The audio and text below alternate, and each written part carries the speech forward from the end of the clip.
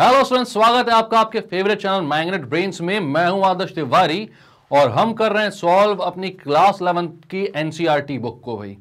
तो यहां पर हम क्या कर रहे हैं, तो यहां पर सबसे पहले तो हम ये बोल रहे हैं भाई कि हम होंगे कामयाब। सारे हम टीचर हैं, हम देख सकते हो आप, ये एक से एक बढ़कर धुरंधर टीचर हैं आपके पूरे साइंस स्ट्रीम के 11th एंड 12th के। और हम क्या बोल रहे हैं, हम होंगे कामयाब कहां पर भाई, अपने एग्जाम में। क्योंकि आपको पता है कि ये सीरीज जो है आपके एग्जाम पॉइंट ऑफ व्यू से बहुत ही इंपॉर्टेंट सीरीज है, जहां पर हम सारे के सारे क्वेश्चंस पहले एनसीईआरटी के करते हैं, उसके सारे कॉन्सेप्ट समझते हैं, देन हम क्वेश्चन लेकर आ रहे हैं आपके लिए किस चीज के, आरडी शर्मा के भी। और उसके कॉन्सेप्ट अगर कुछ बच जाते हैं, आपको पता ही है भाई मेरी आदत कि एक भी कॉन्सेप्ट में छोड़ता नहीं हूं। अगर एनसीईआरटी के बाद भी मुझे ऐसा कुछ लगता है कि इसके अलावा भी मुझे कुछ तरीके के और क्वेश्चंस मुझे करवाने हैं, कुछ वेज और समझाऊं, तो वो भी मैं आपको एक्सप्लेन कर रहा हूं, कुछ क्वेश्चंस को करने के वेज बता रहा हूं, और फिर आरडी के भी क्वेश्चन सॉल्व कर रहे हैं हम। तो इसको ऐसे ही फॉलो करना है भाई, पहले एनसीईआरटी की वीडियोस देखो, सारे कॉन्सेप्ट समझो, देन आरडी के भी क्वेश्चन साथ में सॉल्व करो। ठीक है, तो चलते हैं भाई। आज क्या स्टार्ट कर रहे हैं हम, तो हम स्टार्ट कर रहे हैं भाई लीनियर इनइक्वालिटीज चैप्टर अपना। बहुत इंपॉर्टेंट चैप्टर है, बहुत इंपॉर्टेंट इसलिए है क्योंकि बहुत इजी चैप्टर है और बहुत अच्छे से आपको मार्क्स दिलवा देगा। ठीक है, तो अच्छे से चीजों को समझो। अगर दो चार चीजें अपन ने पकड़ ली इस चैप्टर में, तो इस चैप्टर का एक भी क्वेश्चन ऐसा नहीं आएगा जो नहीं बने, कहीं से भी उठकर आ जाए। बहुत इजी चैप्टर है, फिर सारे क्वेश्चन इसके बन जाएंगे। ठीक है, तो जिस तरीके से अभी मेहनत आपकी चल रही है और आप सारे आंसर्स दे रहे हो अच्छे से, वैसे ही चलो।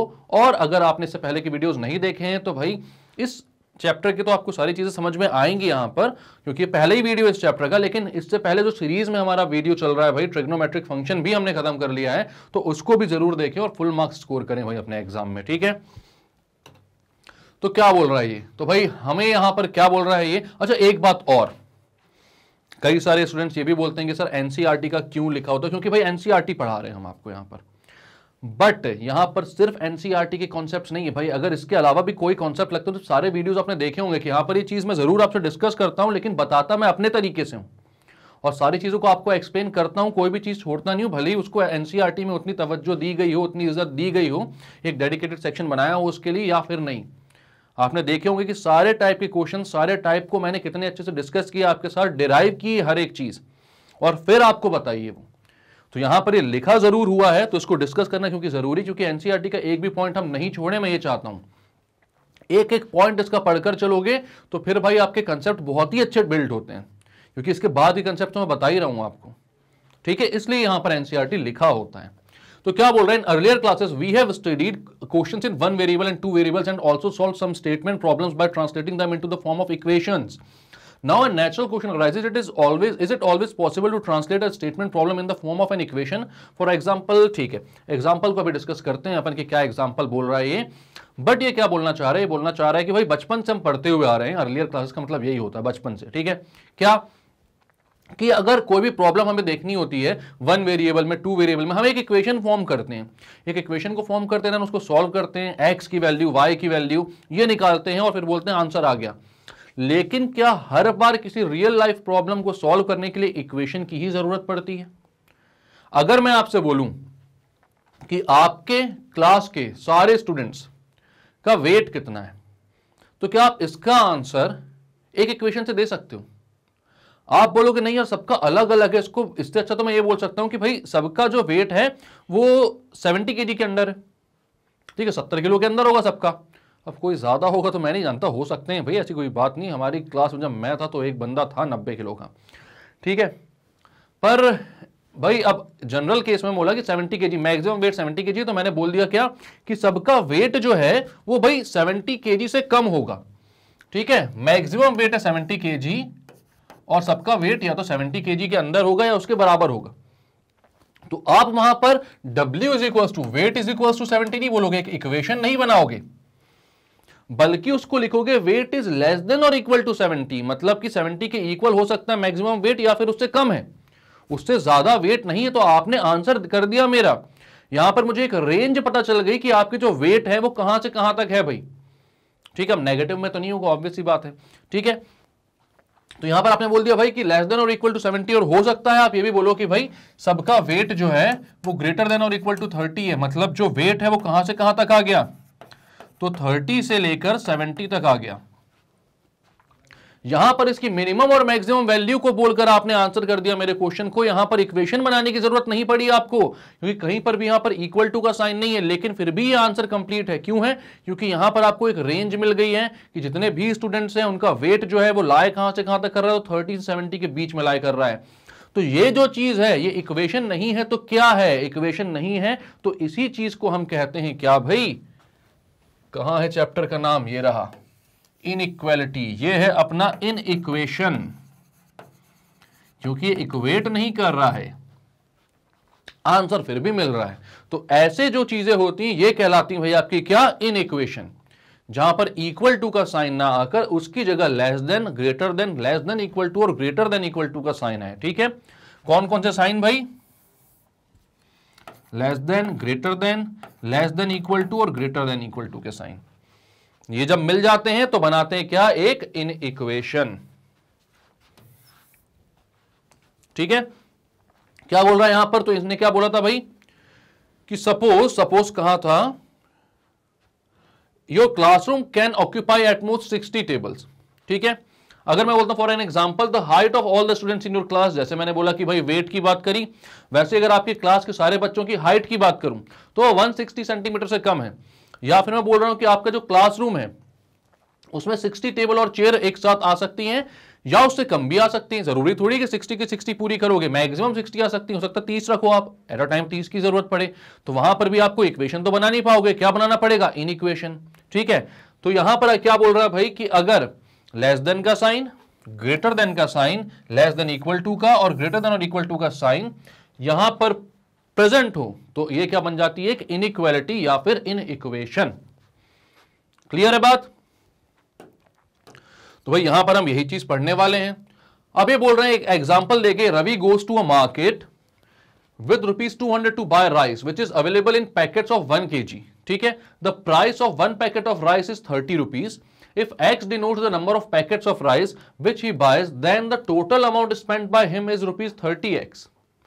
Since he has to buy rice in packets only, he may not be able to spend the entire amount of rupees 200. Why? Hence 30x जो होगा वो लेस देन 200 होगा। क्या है अब इसका मतलब क्या है? तो सब कुछ मैंने पढ़ दिया, पर ये इसका मतलब क्या है और क्यों बताना चाह रहे हैं? अब एक तो यहां पर ये बुक जो है ये वाई बहुत लिख देती है। ठीक है, कई सारी चीजों के आगे इसने वाई लिखा हुआ है और ये अज्यूम करते हैं जनरली कि टीचर जो है वो बच्चे हर बार किसी चीज को पढ़कर समझ पाए, जरूरी नहीं है। ठीक है, लेकिन वो अज्यूम करते हैं कि टीचर इस वाई का आंसर जरूर देगा, बट टीचर वो चीज पढ़ाते ही नहीं है। वो स्टेटमेंट बाय स्टेटमेंट चीजों को आपको पढ़ाएंगे नहीं मैक्सिमम टाइम। और यहां पर तो ठीक है, फिर भी मैथ सही है। साइंस के केस में मैंने ये देखा हुआ है कि एक्सपेरिमेंट के जो भाई आपके रिजल्ट्स, कंक्लूजन्स होंगे वो नहीं गिवन होते हैं, वहां पर भी वाई लिखा होता है और आपके पास उसका आंसर खुद तो आएगा नहीं, टीचर्स उसके प्रैक्टिस कई बार नहीं करवाते हैं। ठीक है, तो इन सारी चीजों के लिए भाई आपका सारा सॉल्यूशन यहां पे हम हैं आपको देने के लिए। एक भी वाई का क्वेश्चन ऐसा नहीं होगा जो हम आपको आंसर ना करें। ठीक है, तो यहां पर मैं क्या बोल रहा हूं आपको भाई कि ये इनने पूछा है he may not be able to spend the entire amount of rupees 200। क्यों नहीं कर पाएगा पूरा का पूरा 200 रुपए का अमाउंट खर्चा? क्यों नहीं कर पाएगा भाई? क्योंकि एक पैकेट जो आ रहा है वो 30 रुपीज का आ रहा है। ठीक है, तो भाई अगर वो मैक्सिमम 6 पैकेट्स लेता है तो 30 इंटू 6 कितना हो जाएगा? 180 रुपीज। इसके बाद अगर वो 7th पैकेट लेने जाएगा तो 210 रुपीज का आएगा वो, लेकिन 10 रुपए तो उसके पास है ही नहीं एक्स्ट्रा, उसके पास 200 ही रुपए हैं टोटल। इसलिए वो चाह के भी, अब ऐसा तो नहीं कि राइस के पैकेट को वो आधा करके दे दें भाई, मतलब जनरली कर देते हैं, बट इस केस में वो क्या बोल रहे हैं कि भाई एक पैकेट राइस ही मिनिमम है, उतना ही मिलेगा, उतना ही लेकर जाना पड़ेगा। ऐसा नहीं कि भाई दुकानदार ने बोला चलो कोई दिक्कत नहीं भैया, जितना पैसा है उसका तोल देता हूं, उतना लेकर चले जाओ, तो ऐसा नहीं होगा। ठीक है, तो यहां पर क्या हुआ भाई, तो उन्होंने बोला कि वो पूरा का पूरा क्यों नहीं खरीद पाएगा, तो वो इसलिए नहीं खरीद पाएगा क्योंकि 30 इंटू 7 210 रुपीज हो जाएगा, 10 रुपए उसके पास नहीं है। या तो अगर वो 6 पैकेट खरीदेगा तो भाई 180 रुपीज ही खर्च होंगे, 20 रुपए उसके पास बच जाएंगे, आइसक्रीम टॉफी खा ले कुछ भी, लेकिन 200 रुपए वो पूरे खर्च नहीं कर पाएगा। ठीक है, तो अब इसका इनइक्वेशन कैसे बनेगा भाई? तो इन्होंने ये बोला है कि भाई एक पैकेट राइस की कीमत है 30 रुपए और एक्स डिनोट करता है आपका number of packets of rice. ठीक है, तो भाई कितने नंबर ऑफ पैकेट्स वो खरीद सकता है? तो आप बोलोगे भाई कि कितने नंबर ऑफ पैकेट्स वो खरीद सकते हैं डिपेंड करता है कि कितने रुपए उसके पास हैं। ठीक है, उसके पास है टोटल 200 रुपीज, यानी कि आपका जो भाई एक पैकेट का कॉस्ट है इनटू नंबर ऑफ पैकेट्स जब मैं करूंगा, मतलब जो टोटल एक्सपेंडिचर है ये, है ना, आपका ये क्या है, टोटल एक्सपेंडिचर है कि नंबर ऑफ पैकेट्स क्या है, एक्स है, और एक पैकेट की कॉस्ट 30 रुपीज है। तो 30 इंटू एक्स जो करोगे आप, वो 200 से ज्यादा नहीं हो सकता भाई, वो हमेशा लेस देन 200 रहेगा, क्योंकि आपके पास टोटल पैसे ही 200 हैं। तो आप एक्स जो है, मतलब नंबर ऑफ पैकेट जो है, वो उस हिसाब से ही खरीदोगे कि 200 रुपीज के अंदर आ सके। तो यहां पर आप इक्वेशन नहीं बना पाओगे, क्योंकि आपके पास भाई एग्जैक्ट अमाउंट खर्च करने के लिए नहीं पता है कि इतना ही खर्च करना है, या फिर यह भी नहीं पता है कि एग्जैक्ट इतने ही पैकेट्स लेने हैं। आपको बोला गया है भाई 200 के अंदर जितने पैकेट्स मैक्सिमम आ पाए वो ले आना।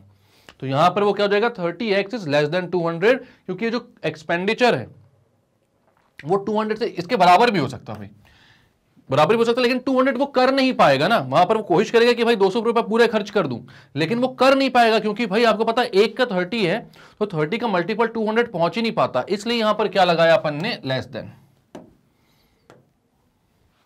तो ये एक इक्वेशन बनेगी। ठीक है, इक्वेशन नहीं, क्या बनेगी, इन इक्वेशन। दूसरे में क्या बोल रहे हैं ये, अच्छा, clearly the statement 1 is not an equation. ठीक है ना, ऑब्वियसली पता है भाई कि इसमें कहीं पे भी इक्वालिटी का साइन नहीं, तो इक्वेशन नहीं है, क्या है, इन इक्वेशन है। इसके बाद Reshma has ₹120 and wants to buy some registers and pens. ठीक है, रेशमा के पास 120 रुपए हैं, उसको रजिस्टर भी खरीदने, पेन भी खरीदने हैं।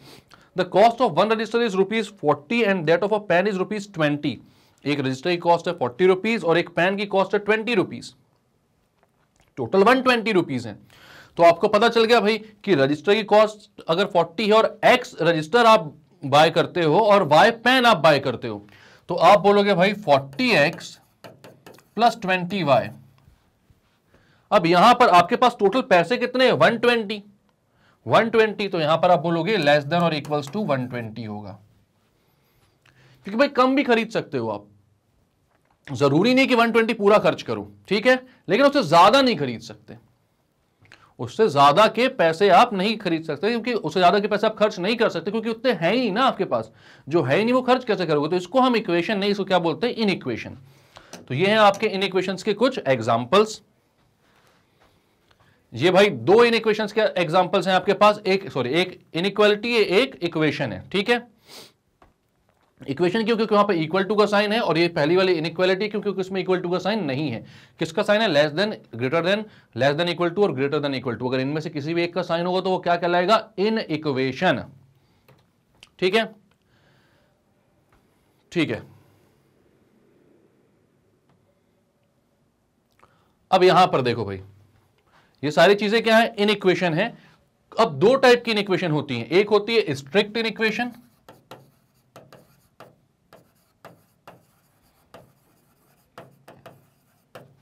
और दूसरी होती है स्लैक इन इक्वेशन,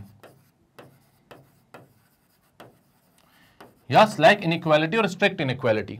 ठीक है, स्लैक इनइक्वालिटी और स्ट्रिक्ट इनइक्वालिटी।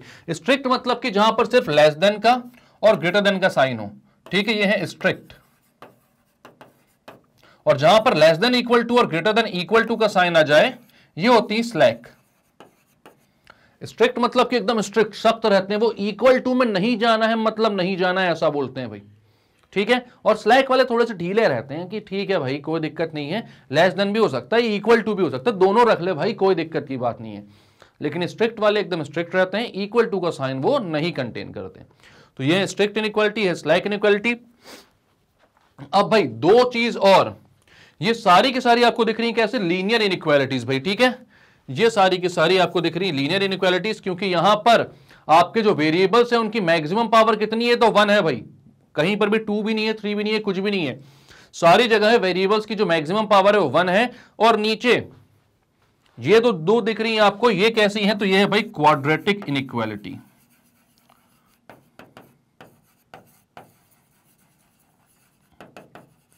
और ये कैसी है, लीनियर इनइक्वालिटी।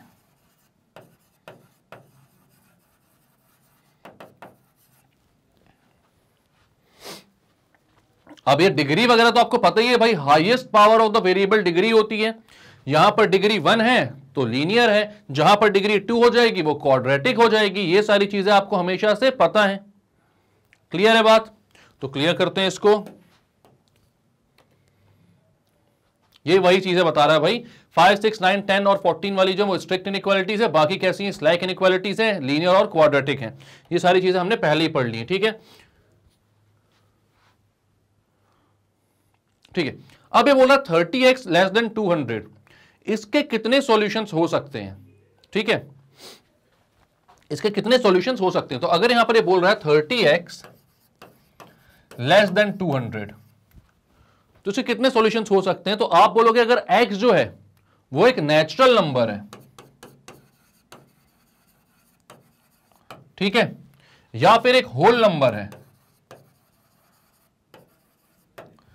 ठीक है, या फिर एक इंटीजर है, या फिर एक रियल नंबर है, तो ये इस चीज पर डिपेंड करता है कि x जो है वो क्या क्या हो सकता है। ठीक है, अगर x एक नेचुरल नंबर होगा तो भाई वो 0 नहीं हो सकता, उसकी मिनिमम वैल्यू 1 होगी और 1 से लेकर इनफाइनाइट तक जाएगा वो। ठीक है, तो यहां पर अगर हमें ये देखना है कि x की वैल्यू कहां से कहां तक हो सकती है, यहां पर कितने नंबर ऑफ सॉल्यूशंस हो सकते हैं, तो आप देखो यहां पर मान लो मैं बोलता हूं x की वैल्यू 1 डालता हूं मैं, तो 30 इंटू 1 कितना होगा? 30, मतलब 1 वाला सॉल्यूशन कंटेन करेगा, मतलब 30 जो है वो लेस देन 200 है। सही है भाई, 30 इंटू 1 इज लेस देन 200, तो भाई ये क्या है? ट्रू है। सॉल्यूशंस आप किसको कंसीडर करते हो? सॉल्यूशन वो होते हैं आपकी इनइक्वालिटी के जो कि मतलब जो जिस वैल्यू को आप x पे रखो या आपके वेरिएबल में रखो और आपका स्टेटमेंट ट्रू हो जाए।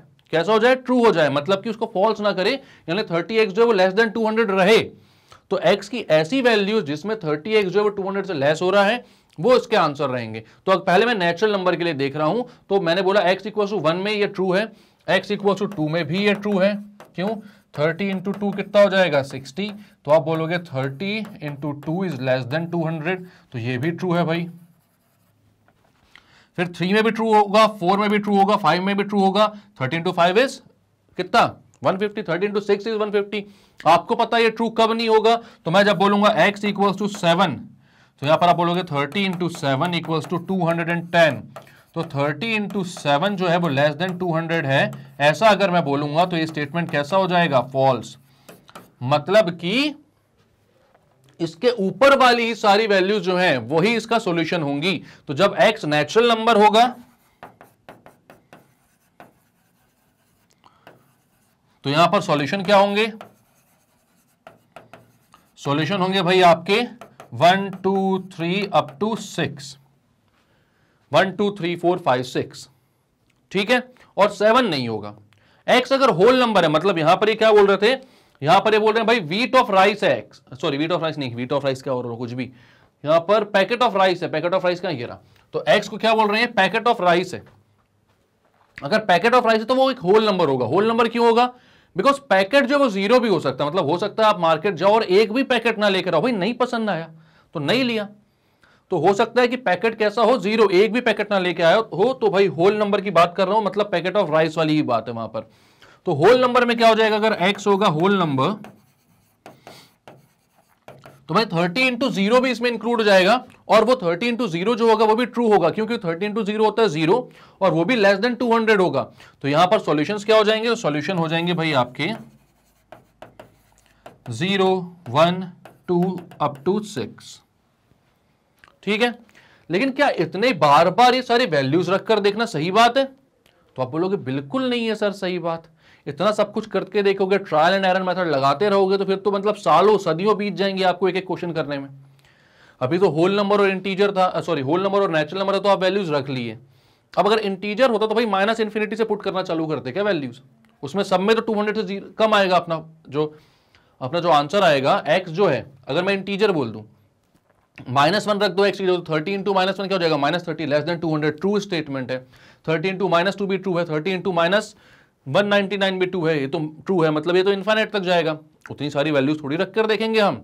तो इसको सॉल्व करने का क्या तरीका है? तो जैसे हम इक्वेशंस को सॉल्व करते हैं वैसे ही हम इन इक्वेशंस को भी सॉल्व करते हैं, एग्जैक्ट सेम वे होता है। मतलब कि जैसे मैं बोलूंगा यहां पर 30x लेस देन 200 है तो x लेस देन हो जाएगा 200/30, मतलब कि x इज लेस देन 20/3, या अगर मैं पॉइंट्स में बोलूं तो x इज लेस देन भाई 20/3 कितना हो जाएगा अपना 6.66, तो x इज लेस देन 6.67 मान लो। ठीक है, तो यहां पर अगर ये चीज मेरी आ रही तो मैंने यहां पर क्या किया है एक्चुअल में, तो दोनों साइड मैंने 30 से डिवाइड किया है। यहां पर हम ये जो बोलते हैं 30 को मैंने वहां भेज दिया। इक्वेशन जब मैं सॉल्व करता हूं जनरली, अगर मेरे पास ऐसी इक्वेशन आती 30x इक्वल्स टू 200, तो आप बोलते हैं x इक्वल्स टू 200/30, कैसे आ गया, तो आप बोलते 30 यहां पर मल्टीप्लीकेशन में था, उस साइड भेजे तो डिवीजन में हो गया। एग्जैक्टली अपन क्या करते हैं, अपन दोनों साइड 30 का डिवीजन देते हैं, 30 से डिवाइड करते हैं। ठीक है, तो वही है, लेकिन हम ऐसा करके दिखाते हैं कि कभी नहीं दिखाते, तो जनरली हम जैसे सॉल्व करते हैं वैसे ही सॉल्व करते हुए चलेंगे।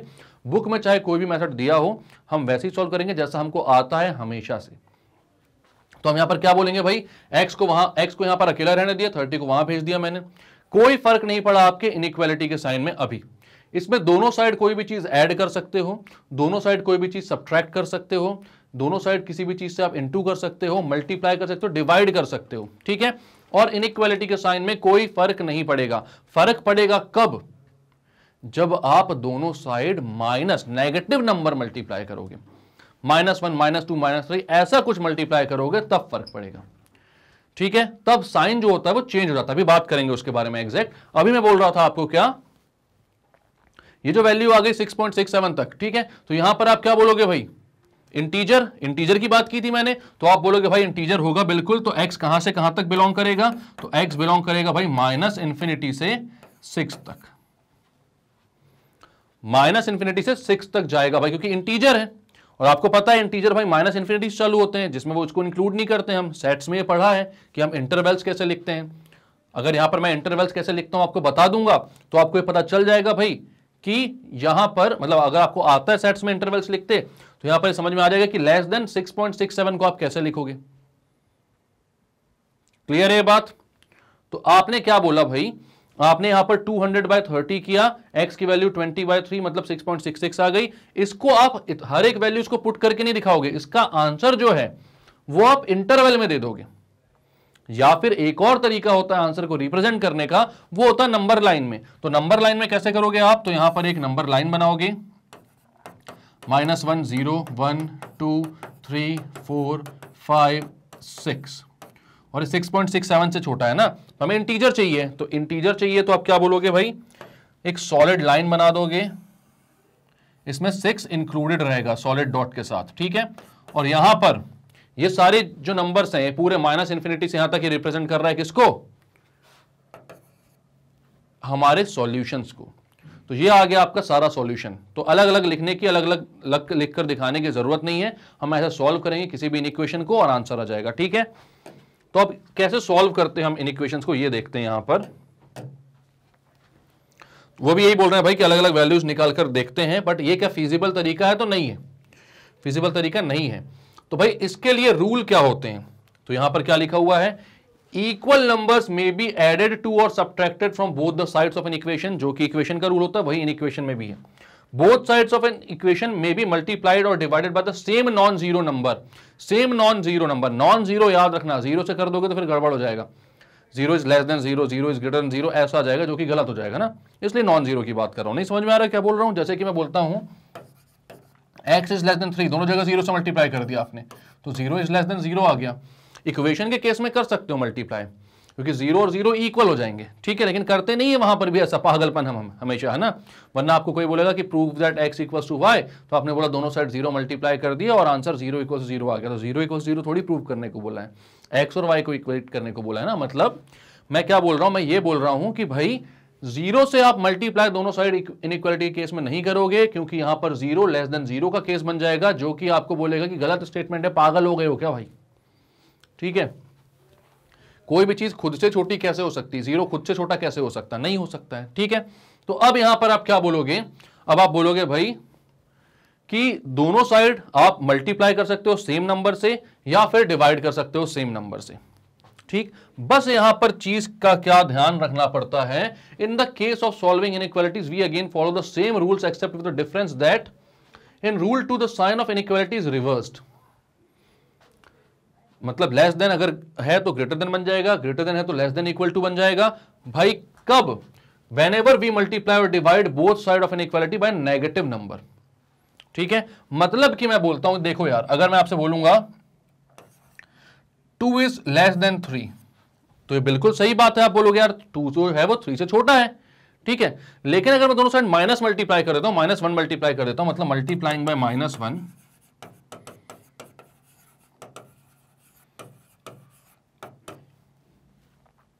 तो यहां पर क्या हो जाएगा भाई?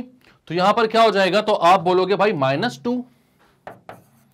अब अगर इसका साइन में चेंज नहीं करता तो ये हो जाएगा -2 लेस देन -3।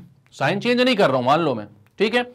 तो 2 लेस देन 3 तो ट्रू स्टेटमेंट था, लेकिन आप खुद बताओ क्या -2 जो है वो -3 से छोटा होता है? तो आप बोलोगे नहीं यार, ये तो गड़बड़ हो गया। -3 -2 से छोटा होगा, मतलब नेगेटिव में जितनी ज्यादा बड़ी नंबर, जितना ज्यादा बड़ा नंबर वो एक्चुअल में छोटा नंबर हो जाएगा, मतलब -3 -2 से छोटा होगा। इसलिए जब भी नेगेटिव साइन आप मल्टीप्लाई करोगे तो जो इनइक्वालिटी है उसके साइन को आप क्या कर दोगे? रिवर्स। मतलब पहले लेस देन का साइन था तो यहां पर ग्रेटर देन का साइन लग जाएगा। तो -2 जो होगा वो -3 से कैसा होगा? बड़ा होगा। अब एक और चीज जो कहीं पर नहीं दी होती है वो जनरली ये होती है भाई कि अगर मैं यहां पर बोल रहा हूं 2 इज लेस देन 3 और मैं दोनों साइड रेसिप्रोकल लेता हूं और यहां पर मैं बोलता हूं 1/2 इज लेस देन 1/3, तो ये भी गलत हो जाएगा। बिकॉज डिनोमिनेटर में जितना छोटा नंबर उतना बड़ा एक्चुअल में नंबर, पूरा का पूरा इसका जो नंबर निकल कर आएगा ये 0.5 होगा और ये 0.33 होगा। और आपको पता है 0.5 तो 0.33 से बड़ा होता है। तो जब रेसिप्रोकल लोगे आप तब भी आपकी जो इनइक्वालिटी है वो चेंज हो जाएगी, साइन तब भी इनइक्वालिटी चेंज हो जाएगी। यहां से यहां पर आया था ना मैं, 2 इज लेस देन 3 तो 1/2 इज ग्रेटर देन 1/3। ठीक है, तो ये जो चीज है बस ये ध्यान में रखना पड़ता है कि जब भी माइनस से आप मल्टीप्लाई कर रहे हो तो इनइक्वालिटी के साइन को रिवर्स कर दो। बाकी आप सारे ऑपरेशंस एग्जैक्ट सेम वे में वैसे ही सॉल्व कर सकते हो जैसे कि किसी इक्वेशन को हम सॉल्व करते हैं तब करते हैं। क्लियर है? चलते हैं आगे। ठीक है, तो यहां पर भी वही ये चीज सेम चीज बता रहा है। अब एग्जांपल अपन देखते हैं। क्या एग्जांपल है भाई? 30x लेस देन 200, वही चीज है जो अपन ने कर लिया है। x is natural number, x is integer, दोनों का आंसर अपन ने दे दिया है। तो भाई यहां पर क्या है, ये अगर आप लोगों को करना है तो आप खुद से एक बार फिर से ट्राई करो, क्योंकि मैंने आप लोगों से डिस्कस कर लिया है। उस टाइम पर अगर आपने नोट नहीं किया होगा, ये मैं जानता हूं नहीं किया होगा, उस समय सर आप देख रहे हो हाँ सर कैसा पढ़ा रहे हैं, बढ़िया पढ़ा रहे हैं, चलो ठीक है समझ में आ रहा है, हाँ आगे बढ़ते हैं। लेकिन अब इस क्वेश्चन को खुद से सॉल्व करो। जब x नेचुरल नंबर है उसके लिए x के क्या सॉल्यूशंस आएंगे लिख कर बताओ, अभी के अभी पॉज करके। याद रखना आपके कमेंट्स में देखता हूं भाई, अभी अगर आप लोग आंसर देते हो तो ये कमेंट्स में देखूंगा आपके, और अगर आप कंटिन्यूसली इस पूरी सीरीज को फॉलो कर रहे हो और सही से आंसर दे रहे हो ना भाई, तो मैं नाम ले दूंगा आपके पहली वीडियोस में कुछ कि कौन कौन से स्टूडेंट्स को मैं देख रहा हूं, अगर आप लोगों ने मतलब कमेंट किए सारे आंसर्स। और उसके बाद अगर सही अच्छे नंबर लेकर आए ना आप लोग, भाई आप जरूर बताना, अपन पार्टी करेंगे बहुत शानदार तरीके से। ठीक है, फुल मार्क्स लेकर आने अपन को भाई, बहुत अच्छे तरीके से आएंगे अगर इस पूरी सीरीज को फॉलो करते हो तो। ठीक है, तो भाई जब भी मैं असाइनमेंट लिखूं या कोई किसी क्वेश्चन को सॉल्व करने को बोलूं तो उसके आंसर जरूर लिखा करो आप लोग, ताकि मेरे को पता चले कि आप लोग सॉल्व कर भी रहे हो या फिर बस ऐसे ही बैठे हुए हो भाई नाइस डीपी हाई हुई बोलने के लिए, जो कि नहीं करना चाहिए भाई। 11th में वो पढ़ो आराम से, अच्छे नंबर लेकर आओ, उसके बाद करते रहना हाई हुई। एक्स इज एन इंटीजर, दोनों के आंसर मैंने आपको बताए हुए हैं, वो आंसर आप सॉल्व करके मुझे बताओ वापस से। अब इसको सॉल्व करते हैं भाई। यहां पर क्या है, 4x + 3 लेस देन 6x + 7। ठीक है, 4x + 3 लेस देन 6x + 7 है, तो आप बोलोगे भाई सबसे पहले इसको सॉल्व करने के लिए क्या करते हो, x वालों को एक साइड कर लेते हो और कांस्टेंट टर्म्स को एक साइड कर लेते हो। तो ये हो जाता है 4x - 6x लेस देन 7 - 3। बिल्कुल कर सकते हो ऐसा, इसमें कोई दिक्कत की बात नहीं है, कोई भी दिक्कत की बात नहीं है। आप क्या कर सकते हो, 6x को यहां ले आओ, 3 को यहां ले आओ, आराम से करो बिंदास। ठीक है, बुक में कैसा भी कुछ भी करके दिया हो वो उसको उतना ध्यान देने की जरूरत नहीं है। अब क्या करोगे आप, 4x - 6x मतलब कितना हो जाएगा, माइनस का 2x लेस देन 7 - 3, तो लेस देन 7 - 3 जो है वो कितना हो जाएगा 4। तो आप लिखोगे भाई x -2x जो है वो लेस देन कितना था, 4 था। अब आपको क्या करना पड़ेगा भाई, दोनों जगह माइनस मल्टीप्लाई करोगे तभी तो x का माइनस हटेगा, या फिर आपको -2 से डिवाइड करना है उस साइड, तो भी दोनों ही केसेस में आपको क्या करना पड़ेगा, इनइक्वालिटी का जो साइन है उसको रिवर्स करना पड़ेगा। तो आप पहले तो करते हो भाई मल्टीप्लाइंग बाय -1, या मल्टीप्लाई क्यों करोगे -1 से, डायरेक्टली लिख दो डिवाइडिंग बाय -2 बोथ साइड्स। आप किससे डिवाइड कर रहे हो, दोनों साइड -2 से डिवाइड कर रहे हो, तो यहां पर आ जाएगा -2x upon -2 less then 4 upon -2। -2 से -2 कैंसिल, -2 1 जा -2 -2 जा 4 हो जाएगा। तो x की वैल्यू लेस देन के जगह क्या आ जाएगा, साइन रिवर्स होके ग्रेटर देन, तो x इज ग्रेटर देन -2। तो क्या आंसर आ रहा है भाई यहां पर कि x जो है वो -2 से कैसा है, बड़ा है। x जो है वो -2 से बड़ा होगा। क्यों होगा बड़ा भाई, क्योंकि आपने बोला था 4x + 3 less than 6x + 7, x वालों को एक साइड, 3 वालों कांस्टेंट को एक साइड किया, तो भाई आया अपना -2x लेस देन 4। x की वैल्यू हमने देखी यहां पर माइनस आ रहा है, तो दोनों जगह -2 से डिवाइड कर दिया आपने। आपको पता जब सेम मतलब दोनों साइड नेगेटिव नंबर से डिवाइड या मल्टीप्लाई करते हो आप, तो आपको इनइक्वालिटी का साइन क्या करना पड़ता है, रिवर्स चेंज करना पड़ता है, तो वो आपने कर दिया। तो कितना है आपका, x इज ग्रेटर देन -2, यानी कि इसका जो रेंज आएगी आप बोलोगे कितनी आएगी भाई, तो वो आएगी -2 से बड़ा है ना वो, और वो इंक्लूडेड नहीं है। इंक्लूडेड क्यों नहीं है, क्योंकि लेस देन इक्वल टू नहीं है भाई, याद रखना है इसको, ठीक है। इंक्लूडेड नहीं है तो ये -2 से इंफिनिटी, ये आएगी इसकी रेंज। -2 से कितना भी बड़ा हो सकता है। अब इसको लिखने का तरीका आपको अगर याद ना हो, सेट्स में आपने ना पढ़ा हो, तो भाई अगर मैं बोलता हूं यहां पर x is greater than equal to 2 मान लो, तो ग्रेटर देन इक्वल टू आ गया ना, तो मतलब 2 इंक्लूडेड होगा।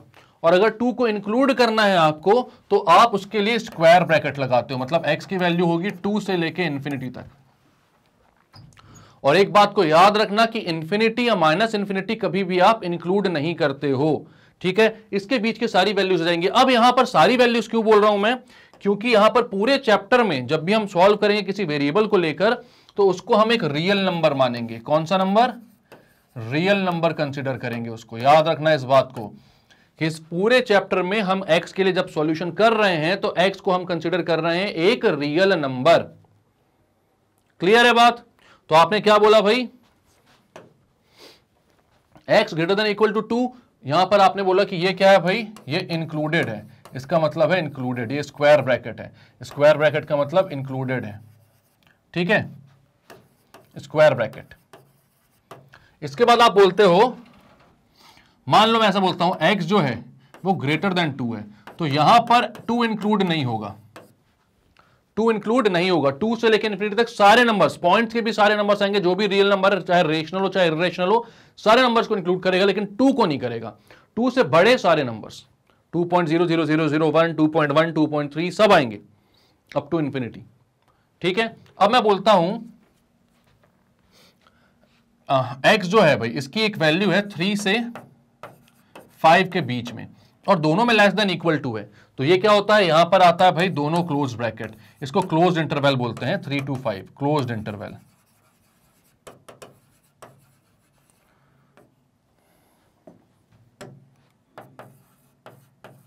और ये क्या होता है, सेमी क्लोज्ड, क्योंकि एक साइड से क्लोज्ड है, एक साइड से ओपन है, ये होता है ओपन इंटरवल। ये सारी चीजें मैंने पढ़ाई हैं आप लोगों को सेट में, अगर आपने सेट के वीडियोस देखे होंगे तो, ठीक है।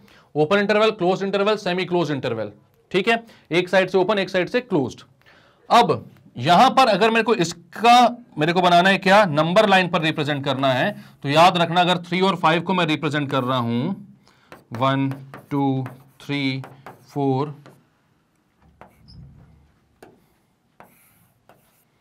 5, और मेरे को कैसा रिप्रेजेंट करना है भाई इनको, ये क्लोज्ड है, तो यहां पर जो इनका सॉलिड होगा, मतलब इनका जो सर्कल होगा वो सॉलिड होगा, मतलब भरा हुआ, फिल्ड, ओपन नहीं, और ये ऐसी लाइन सॉलिड लाइन बनेगी।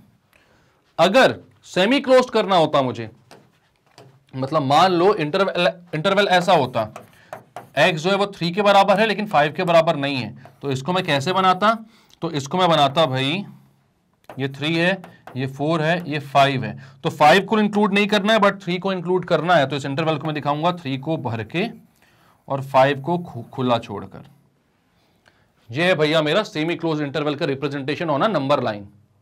तो ये सारी चीजें आपको अगर पता है तो इसके सारे क्वेश्चंस को आप बहुत इजीली सॉल्व कर लोगे, ठीक है। तो आगे चलते हैं अपन। अब ये क्वेश्चंस क्या बोल रहे हैं इनको देखते हैं थोड़ा सा, और देखते हैं कि हमें समझ में आ रहा है, करना बन रहा है कि नहीं बन रहा है। ठीक है, तो अब 3x minus 4 upon 2 greater than equal to x plus 1 upon 4 minus 4 show that graph of the solution on number line. ठीक है, अब क्या है भाई, इसका सॉल्यूशन हमें किस पे बताना है, नंबर लाइन पर। तो हमें मालूम है नंबर लाइन कैसे बनाते हैं, ग्रेटर देन और इक्वल टू का साइन है। ठीक है, तो सबसे पहले तो क्या करो भाई, सबसे पहले तो इसको भाई सारे जो ये हैं मतलब एलसीएम लेकर ऐड कर लो, सब्ट्रैक्ट कर लो। यहां पर 3x माइनस 4 इक्वल्स टू रहने दो, 3x minus 4 upon 2 less than equals to x plus 4। ये 4 जो 1 के साथ मल्टीप्लाई होगा तो माइनस 4 आ जाएगा वहां, अपॉन में 4। अब क्या होगा भाई, इन दोनों, ये दोनों डिनोमिनेटर में ये कैंसिल आउट हो जाएंगे, 2 1 जा 2 2 जा, क्रॉस मल्टीप्लाई कर दो, 2 से यहां पर मल्टीप्लाई करो तो हो जाएगा 6x minus 8 greater than equal to, यहां पर हो जाएगा x minus 3, x minus 3। x को इधर लेकर आओ, 8 को वहां भेजो। ठीक है, तो ये हो जाएगा भाई 6x minus x greater than equal to 8 minus 3, हो जाएगा 5x greater than equal to 5। x की बात आ जाएगी भाई कितनी, greater than equal to 1। x जो आ रहा है अल्टीमेटली सॉल्व करके, जैसे इक्वेशन सॉल्व करते हैं, लीनियर इक्वेशन सॉल्व करना है तो आप 8वीं क्लास से करते आ रहे हो, 8 से लीनियर इक्वेशंस को सॉल्व करना जब अपन को आता है तो इन इक्वेशंस तो आ ही जाएगा। ठीक है, उसमें सिर्फ एक ही कंसेप्ट है कि जब माइनस को उससे मल्टीप्लाई और डिवाइड करो कोई भी नेगेटिव नंबर से, तो इनइक्वालिटी के साइन को रिवर्स कर देना, रेसिप्रोकल लो तो भी रिवर्स कर देना, आंसर आ जाएगा। ठीक है, x greater than equal to 1 बोल रहे हैं, यहां पर नंबर लाइन पर रिप्रेजेंट करना है हमको, तो हमने बोला भाई ये 1 है आपका, ये 2 है, ये 3 है, ये इनफिनिट तक जारी है। तो भाई ग्रेटर देन मतलब कहां जाना है, राइट हैंड साइड पर जाना है, लेस देन होता तो लेफ्ट हैंड साइड पर जाते। तो यहां पर ग्रेटर देन और इक्वल टू भी है तो सॉलिड बना दिया इसको, और ये इनफिनिट तक आपने लाइन खींच दी, नंबर लाइन पर आपने रिप्रेजेंट कर दिया इसके सारे सॉल्यूशन को कि x क्या हो रहा है भाई, ग्रेटर देन और इक्वल टू 1 हो रहा है। क्लियर है बात, क्लियर करते हैं इसको। अब नेक्स्ट क्वेश्चन क्या है भाई, the marks obtained by student of class 11th in first and second terminal examination are 62 and 48 respectively. Find the minimum marks he should get in the annual examination to have an average of at least 60 marks. मतलब ये समझ लो कि भाई एक में उसके 62 marks आए, एक में 48 मार्क्स आए। अब वो बोल रहा है भाई कम से कम 60 मार्क्स के इक्वल का एवरेज चाहिए उसको। ठीक है, तो मतलब 3 एग्जाम हुए हैं, 2 के मार्क्स आपको पता है, तीसरे के मार्क्स आपको नहीं पता है। वो बोल रहे हैं भाई तीसरे के इतने मार्क्स बता दो बस कि वो थर्ड में कितने लेकर आए कि उसका एवरेज जो है वो कम से कम 60 हो जाए, एटलीस्ट 60, उससे ज्यादा हो जाएगा तो चलेगा, उनको कोई दिक्कत नहीं है। ठीक है, तो यहां पर आप बोलते हो let marks scored in the final exams bx। आपने बोला कि फाइनल एग्जाम में जो उसने मार्क्स स्कोर किए हैं वो कितने हो, x के बराबर हो। ठीक है, अब वो अगर x के बराबर होंगे तो आप बोलोगे एवरेज कितना होता है भाई, तो एवरेज होता है सम ऑफ ऑल ऑब्जर्वेशंस, ये पता है हमें, sum of all observations upon total number of observations. बचपन से पढ़ते आ रहे हैं, तो यहां पर क्या हो जाएगा भाई, सम ऑफ ऑल ऑब्जर्वेशंस मतलब कि क्या है, एक में उसने 62 लिया, एक में 48 लिया और एक में x लेकर आया है, तो कितना हो जाएगा भाई 62 plus 48 plus x upon total number of observations. कितने एग्जाम्स हुए, 3 बार एग्जाम्स हुए, तो टोटल नंबर ऑफ ऑब्जर्वेशंस हो गया 3। ये हो गया अपना एवरेज। ठीक है, तो 62 प्लस 48 हो जाएगा 110, तो हो जाएगा 110 प्लस x बाय 3। और क्या बोला है कि ये जो एवरेज है भाई उसका जो मार्क्स टोटल आएगा वो क्या होना चाहिए, 60 से हमेशा लेस होना चाहिए भाई। ठीक, तो 60 से अगर आपको लेस चाहिए है तो आप क्या करोगे, आप बोलोगे भाई कि लेस देन 60, सॉरी लेस क्यों बोलेगा यार कोई, ग्रेटर देन एटलीस्ट 60 ना भाई, काहे को कोई चाहेगा कि 60 से कम नंबर आए, सब चाहेंगे ना कि ज्यादा आए। ठीक है, तो यहां पर एटलीस्ट 60 बोला है, मतलब कम से कम 60 नंबर चाहिए है, उससे ज्यादा आपको चलेगा। तो यहां पर एटलीस्ट 60 चाहिए है, तो आप बोलते हो 110 प्लस x बाय 3, मतलब कि जो उसका एवरेज हो रहा है वो कैसा होना चाहिए, तो वो भाई 60 के बराबर, 60 के बराबर, या फिर उससे बड़ा, तो भाई फिर बहुत ही अच्छी बात है। तो 60 के बराबर तो कम से कम चाहिए, एटलीस्ट 60 मतलब उसकी मिनिमम वैल्यू 60 होगी, उससे बड़ी चलेगी। तो इसको अपन को सॉल्व करना है और देखना है कि लास्ट टर्म में वो कितने नंबर्स लेकर आए, कम से कम मिनिमम कितने नंबर चाहिए उसको। तो आप बोलोगे भाई 3 को वहां भेजता हूं मैं, तो 110 plus x less than equal to कितना हो जाएगा 60 इंटू 3।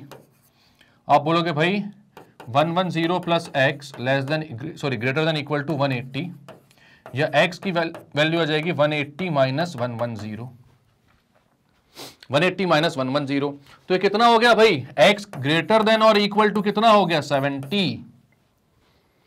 मतलब कम से कम उसको फाइनल एग्जाम में 70 नंबर लेकर आने ही आने हैं। अगर इतने नंबर लेकर नहीं आएगा तो उसका टोटल जो एवरेज आ रहा है वो 60 से कम हो जाएगा, और हमें चाहिए कि 60 के ऊपर रहे, 60 के ऊपर है, तो 70 के ऊपर वो कुछ भी लेकर आ जाए, 60 के ऊपर ही उसका एवरेज आएगा। मिनिमम 70 पर वो कहां तक आएगा, 60 तक पहुंचेगा। ठीक है, तो आपने बोल दिया ही शुड गेट एटलीस्ट 70 मार्क्स। ठीक है, तो आप बोलोगे ही should get at least 70 marks in final exams.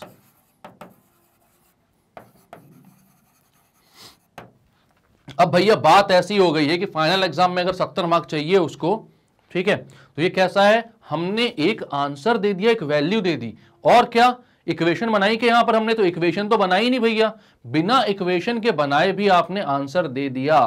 तो ये क्या है, इनइक्वालिटी का कमाल। ठीक है, तो यही आंसर है भाई उस क्वेश्चन का जो सबसे शुरुआत में यहां पर पूछा गया था इस बुक में, कि क्या हर रियल लाइफ प्रॉब्लम को सॉल्व करने के लिए आपको इक्वेशंस की जरूरत पड़ती है। तो आप बोलोगे नहीं, कुछ प्रॉब्लम्स इन इक्वेशन से भी सॉल्व हो जाती हैं। ठीक है, तो आ गया इसका आंसर। तो क्या किया आपने इसमें भाई, तो आपको बोला गया था कि एक स्टूडेंट में 11th क्लास का एक स्टूडेंट है, उसने फर्स्ट और सेकंड टर्म एग्जाम में 62 एंड 48 मार्क्स लेकर आए हैं। इसके समान हमें नहीं बनना है, हमें मार्क्स फुल स्कोर करने हैं भाई। ठीक है, वो बोल रहा है कम से कम, देखो भाई ऐसे अगर मार्क्स लेकर आएंगे तो फिर यही होगा ना लास्ट में भाई कि कम से कम इतने मार्क्स तो आ जाए यार कि 60% से ऊपर तो बन जाए, फर्स्ट डिवीजन तो बन जाए कम से कम।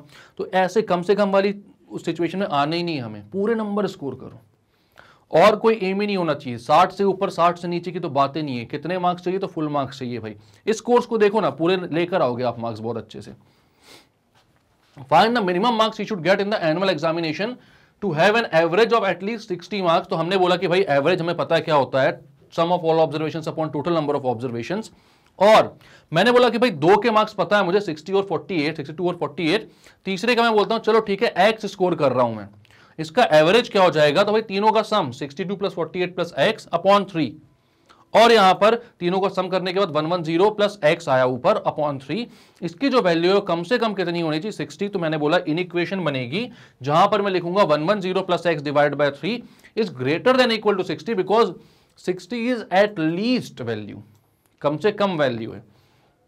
सॉल्व किया तो x की मिनिमम वैल्यू कितनी आई, 70, मतलब कि 70 कम से कम आप लेकर आओ, तब जाके आपका एवरेज जो आएगा वो 60 के इक्वल हो पाएगा। ठीक है,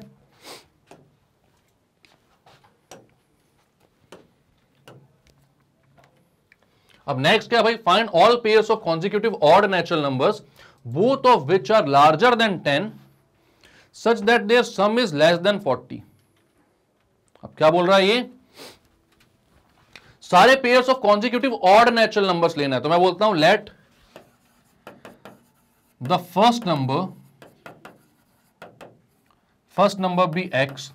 अब क्योंकि ऑड नेचुरल नंबर है तो भाई 2 ऑड नंबर के बीच में कितने का डिफरेंस होता है, तो 2 का होता है भाई। ठीक है, जैसे मैं बोलता हूं 1 और 3 के बीच का डिफरेंस तो 2 का है, 3 और 5 के बीच का डिफरेंस 2 का है। तो सब सारे ऑड नंबर्स के बीच में डिफरेंस कितना होता है, 2 का। तो एक x है, तो सेकंड नंबर क्या हो जाएगा, तो आप बोलोगे सेकंड नंबर हो जाएगा x प्लस 2। पहला x है, दूसरा x प्लस 2 हो जाएगा। अब क्या बोल रहा है, सारे पेयर निकालो जो कि which are larger than 10, both of which are larger than 10, मतलब दोनों जो है वो 10 से ज्यादा होने चाहिए, 10 से बड़े होने चाहिए, 10 से छोटे नहीं चाहिए। एंड उनका सम जो है वो 40 से कम है। सम जो है वो 40 से कम है का मतलब क्या हुआ, इन दोनों को मैं ऐड करता हूं, मतलब x प्लस 2 करता हूं, और इनका जो सम होगा वो 40 से लेस होगा। लेस देन इक्वल टू बोला है कहीं पर भी, इक्वल टू नहीं बोला, मतलब कौन सी इनइक्वालिटी है ये, स्ट्रिक्ट इनइक्वालिटी है। तो यहां पर क्या करना पड़ेगा आपको, लेस देन का साइन लगाकर चुप बैठ जाना पड़ेगा। ठीक है, इक्वल टू नहीं लगाना। तो यहां पर आप बोलोगे 2x प्लस 2 लेस देन 40 हो जाएगा,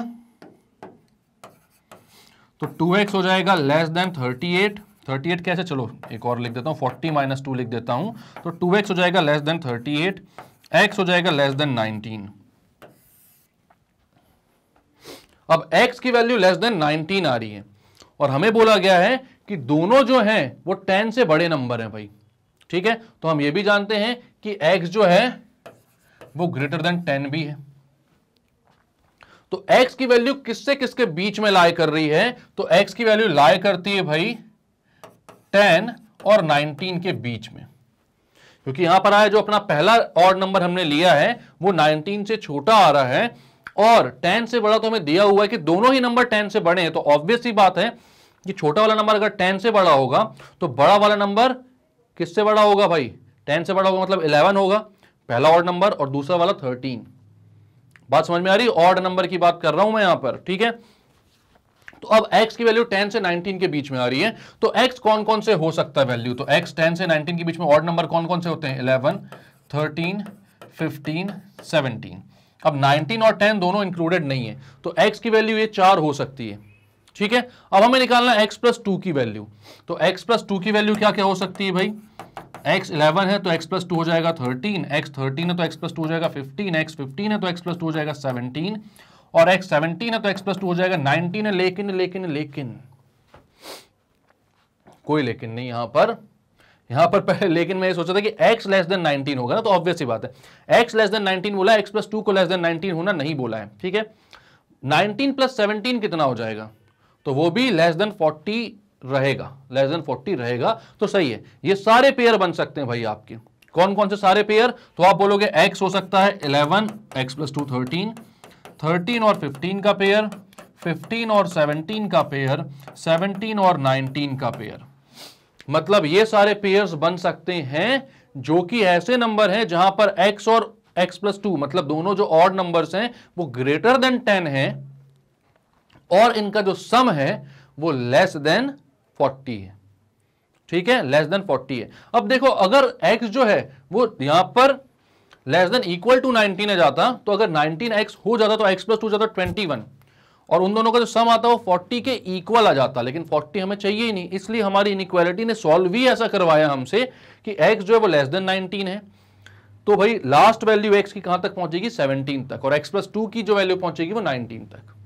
तो ये सारे पेयर्स आपने बना लिए, क्लियर है। तो क्या किया इस क्वेश्चन में, तो क्वेश्चन बोला था भाई find all pairs of consecutive odd natural numbers both of which are larger than 10, दोनों कैसे हैं भाई, 10 से बड़े हैं, such that their sum is less than 40, उनका जो सम है वो कैसा है, 40 से कम है, ठीक है। तो आपने बोला कि ठीक है भाई हम क्या करते हैं, पहले नंबर को x लेता हूं, दूसरा नंबर क्योंकि दोनों कॉन्जिक्यूटिव ऑड नंबर हैं तो दूसरा नंबर हो जाएगा x प्लस 2 और हमें पता है कि दोनों का जो सम है वो 40 से कम है, सम है वो 40 से कम है। राइम भी हो रहा है यार, देखो आज तो मौसम ही बढ़िया, एक ही बार में चैप्टर खत्म कर देंगे अपन पढ़ के मस्त एकदम, ठीक है। तो क्या है यहां पर इजी चैप्टर है, ठीक है, अच्छे से पढ़ेंगे, टेंशन मत लो, छुट्टी हो जाएगी, अभी चले जाना घर आराम से। अब यहां पर आप बोलोगे भाई दोनों का सम जो है वो कैसा है, लेस देन 40 है, तो 2x प्लस 2 जो होगा वो लेस देन 40 हो जाएगा, x की वैल्यू लेस देन 19 आई। आपको पता चल गया कि भाई ऑड नंबर जो कि 10 से बड़े, क्योंकि दूसरी कंडीशन यहां पर ये भी दी थी क्या कि लार्जर देन 10 हो, ठीक है। तो दूसरी कंडीशन लार्जर देन 10 वाली थी और एक कंडीशन लेस देन 19 वाली आई, तो x की वैल्यू कहां से कहां तक आएगी, तो 10 से 19 के बीच में आएगी। कौन कौन से ऑड नंबर होते हैं हमने ये देखे, तो वो 11, 13, 15, 17 होते हैं।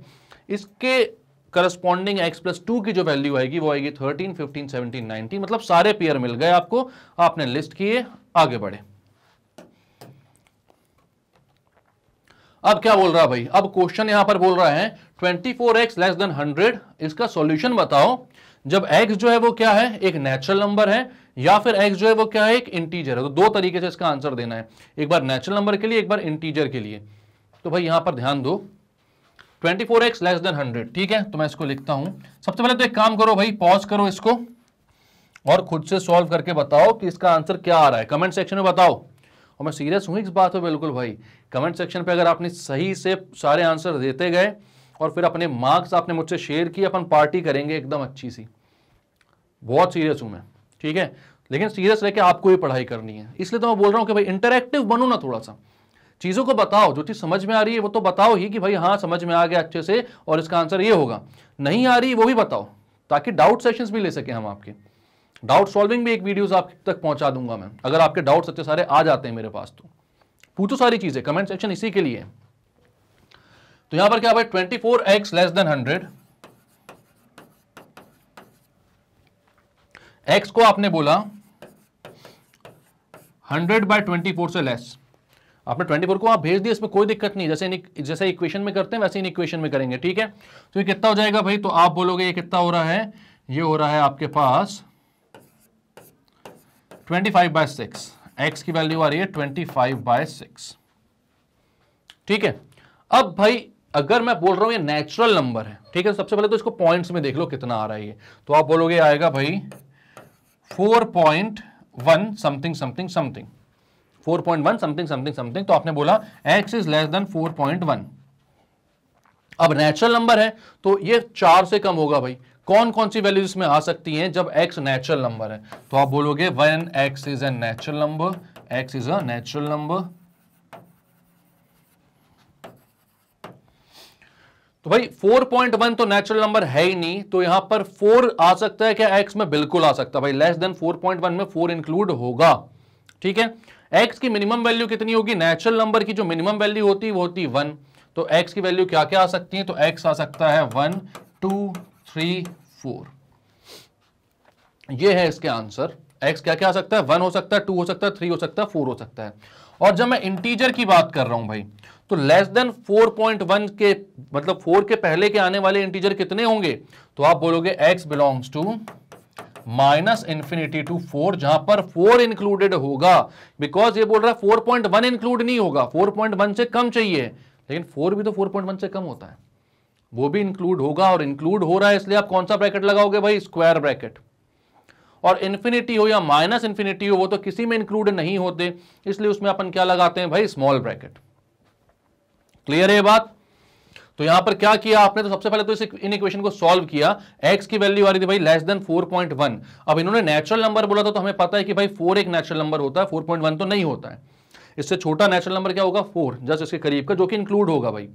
और सबसे छोटा नेचुरल नंबर x में क्या हो सकता है, वो हो सकता है 1, 0 तो आता नहीं उसमें, तो 1 से लेके 4 तक के सारे नेचुरल नंबर x की वैल्यू हो सकती हैं। और उसके बाद बोला आपने कि x जब इंटीजर होगा, तो भाई इंटीजर के साथ तो ये है कि भाई 0 -1 -2 -3 सब हो सकते हैं उसमें, और वो सारी ही वैल्यूज इस इक्वेशन को क्या करेंगी, इस इन इक्वेशन को ट्रू कर देंगी, इस स्टेटमेंट को। तो अपन ने सारी वैल्यूज को यहां पर लिख दिया, x बिलोंग्स टू -∞ टू 4, क्योंकि 4 से कम वाले सारे इंटीजर्स कौन से होते हैं, तो -∞ से लेके 4 तक 4 को इंक्लूड करते हुए सारे नंबर्स आपने लिख दिए, ठीक है।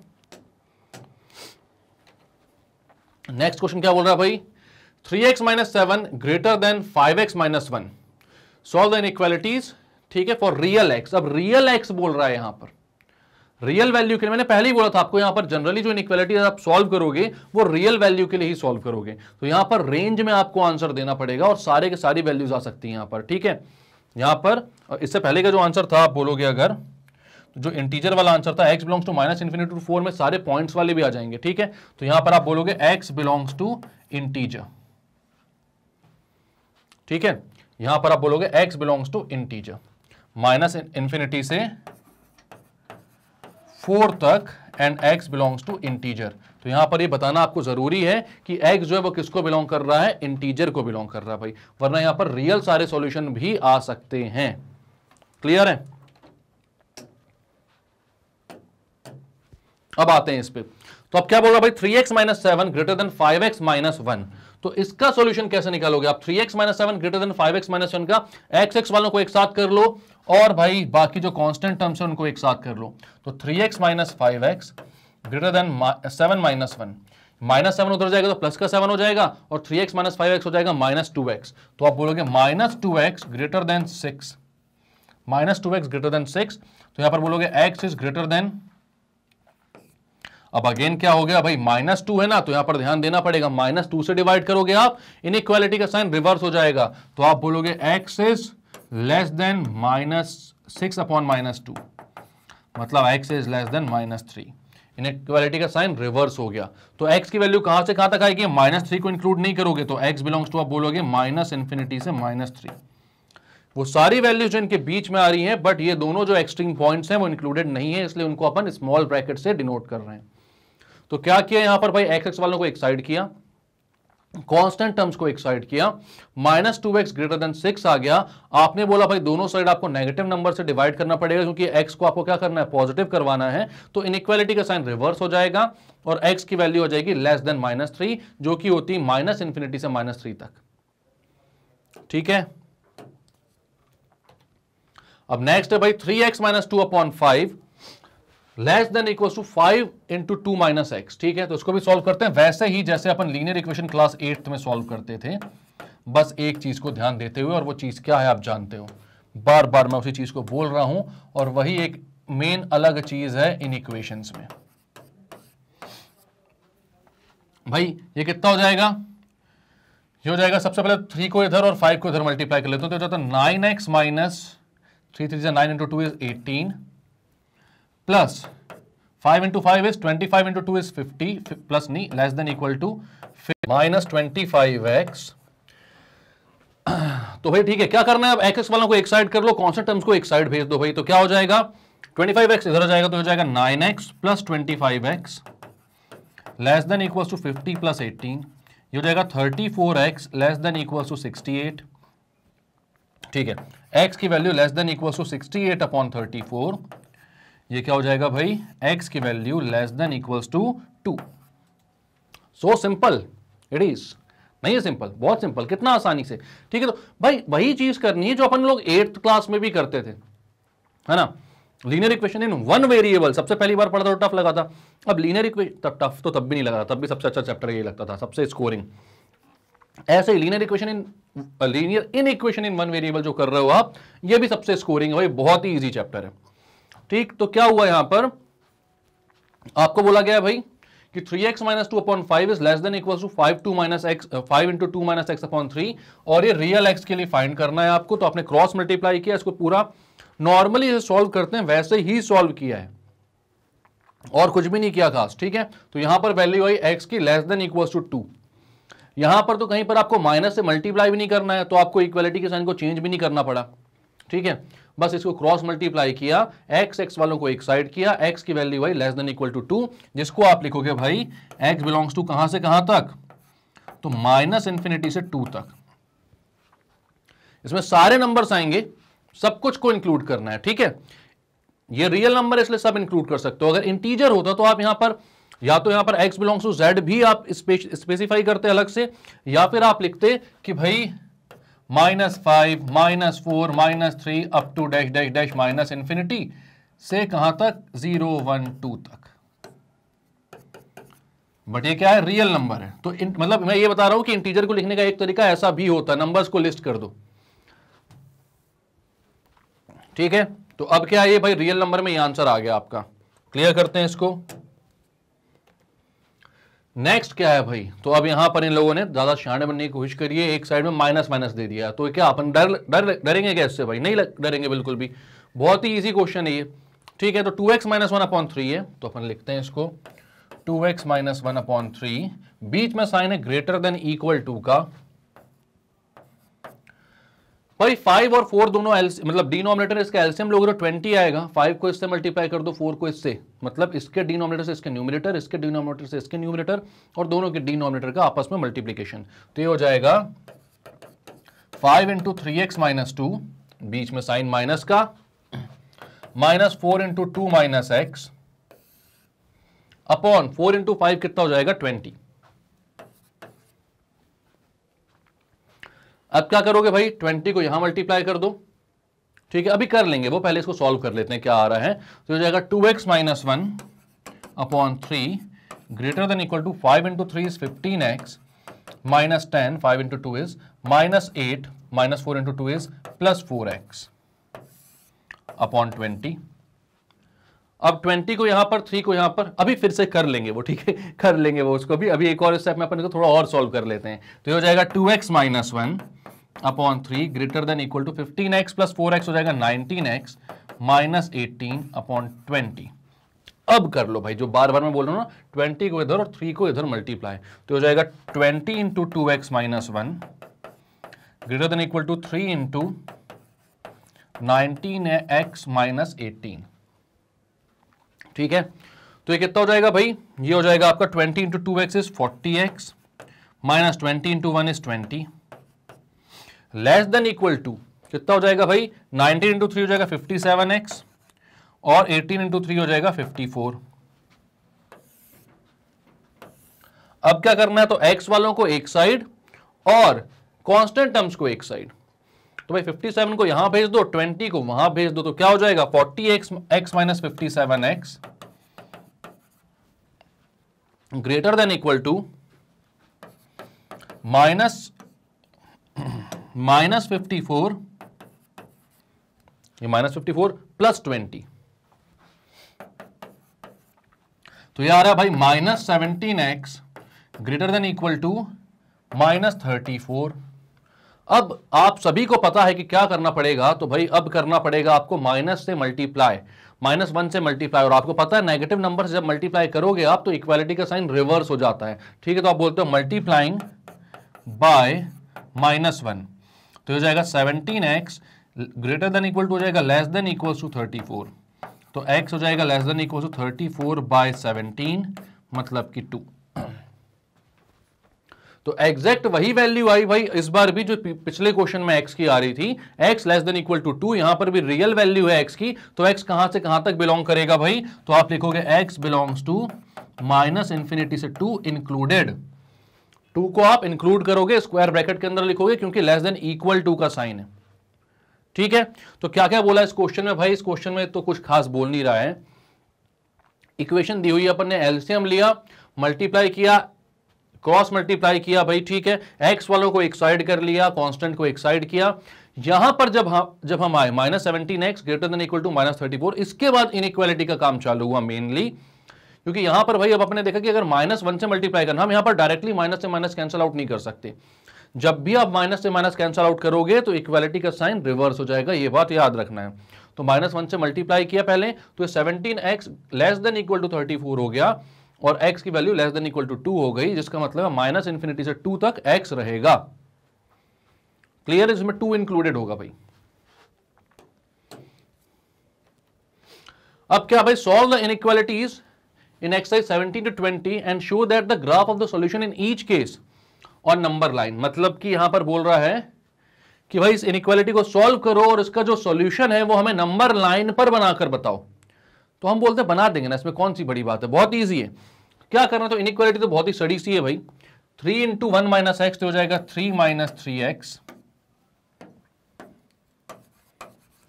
3 इंटू 1 माइनस एक्स लिखा था तो 3 माइनस 3x लिख दिया उसको मैंने, ये लेस देन का साइन था तो भाई लेस देन का साइन लगा दो यहां पर, ये हो जाएगा 2x प्लस 8। अब क्या करना है भाई, x वालों को एक साइड और कांस्टेंट को एक साइड, तो हो जाएगा -3x minus 2x less than 8 minus 3, हो जाएगा -5x लेस देन 5। अब आपको पता है आपको -1 से मल्टीप्लाई करना पड़ेगा, तो आप बोलोगे मल्टीप्लाइंग बाय -1, x नहीं है ये, मल्टीप्लाइंग होता है इसका मतलब।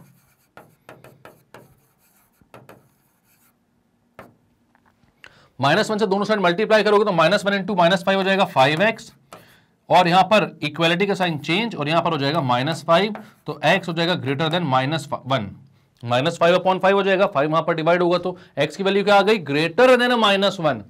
-1 से बड़ी का मतलब क्या होता है, अगर नंबर लाइन पर शो करना होता है तो ग्रेटर देन होता है राइट हैंड साइड पर और लेस देन होता है लेफ्ट हैंड साइड पर, ये पता है हमको। तो आप यहां पर बनाओगे आप -1 0 1 2 3 अप टू इंफिनिटी भाई, और इसका सॉल्यूशन आपको दिखाना है नंबर लाइन पर। तो भाई एक ओपन सर्कल, यहां पर जो सर्कल है वो फिल्ड नहीं रहेगा, और एक सॉलिड लाइन बना दो कहां तक, -इंफिनिटी तक। मतलब -इंफिनिटी तक नहीं जाते जाओगे आप ऐसे करके, फिर तो आप पता नहीं कहां निकल लोगे। ठीक है, तो यहां पर -इंफिनिटी को आपको बस क्या करना है, एक साइन रिप्रेजेंट करके दिखा देना कि कहां तक जा रहे हैं, -इंफिनिटी तक, सॉरी प्लस इंफिनिटी, यहां पर dash dash dash up to infinity था वो, माइनस नहीं है वो। ठीक है, तो क्या है, इंफिनिटी तक जाएगा क्योंकि राइट हैंड साइड पर पॉजिटिव होता है भाई। ठीक है, तो क्या किया यहां पर, कुछ भी खास नहीं किया यार, दोबारा बताने लायक क्वेश्चन भी नहीं है ये। तो x वालों को एक साइड किया और कांस्टेंट को एक साइड किया, -5x लेस देन 5 आया तो उसमें आपने क्या किया, -1 से मल्टीप्लाई किया दोनों साइड, तो 5x ग्रेटर देन -5 आ गया, मतलब x ग्रेटर देन -1। तो यहां पर आपने क्या किया भाई, -1 से बड़े मतलब कि राइट हैंड साइड पर, और इंक्लूड नहीं करता हुआ -1 को, क्योंकि ग्रेटर देन है, ग्रेटर देन इक्वल टू नहीं है, इंक्लूड नहीं करना, इसलिए इसको खाली ओपन सर्कल छोड़ दिया हमने, उसको फिल नहीं किया। ठीक है, नेक्स्ट क्वेश्चन, इसमें भी नंबर लाइन पे बताना है भाई, तो सॉल्व करते हैं पहले तो अपन, फिर देखते हैं x की वैल्यू क्या आ रही है। तो x की वैल्यू क्या आएगी भाई, x/2 greater than equal to, यहां पर क्या है भाई 5 और 3 का एलसीएम लेना पड़ेगा, तो 5 इससे मल्टीप्लाई, तो 5 × 5x - 2 -3 × 7x - 3 अपॉन 3 5 15। अब क्या होगा भाई, तो ये हो जाएगा x/2 greater than equal to 5 × 5x is 25x, 5 × -2 is -10 -21x plus 9 upon 15। ठीक है, मल्टीप्लाई कर दिया अंदर बस, तो ये हो गया x/2 greater than equal to 25x - 21 is x is 4x -10 plus 9 is -1 upon 15। Cross multiply करते हैं, 15 × x 2 × 4x, 15 × x is 15x, 2 × 4x is 8x, 2 × -1 is -2। अब क्या करना है, तो इनको एक साइड कर लो भाई, x को एक side, 15x - 8x greater than equal to -2, तो ये कितना हो जाएगा भाई, 15x - 8x हो जाएगा कितना, 7x greater than equal to -2, या बोलोगे x greater than equal to -2/7। कुछ उठपटांग सा आंसर क्यों आ रहा है इसमें, देख लें एक बार मल्टीप्लाई करके भाई, 5x - 2 -7x - 3 था, 5 × 5 इज 25x, 5 × -2 इज -10। ठीक है बिल्कुल, 3 × -7 इज मतलब -3 × 7 इज -21x, -3 × -3 इज +9। ठीक है, 25 - 21 इज 24, -10 + 9 इज -1। ठीक है, सॉरी, अब क्या हो जाएगा भाई, क्रॉस मल्टीप्लाई करोगे तो 15x, और यहां पर 2 × 4 इज 8x -1 इज -2। ठीक है, अब क्या करोगे आप भाई, x को एक साइड लेकर आओगे, तो 15x - 8x is 7x greater than equal to -2, या x greater than equal to -2/7। ठीक है, अब यही आ रहा है, तो यही सही भाई, तो इसको आपको रिप्रेजेंट करना है नंबर लाइन पर।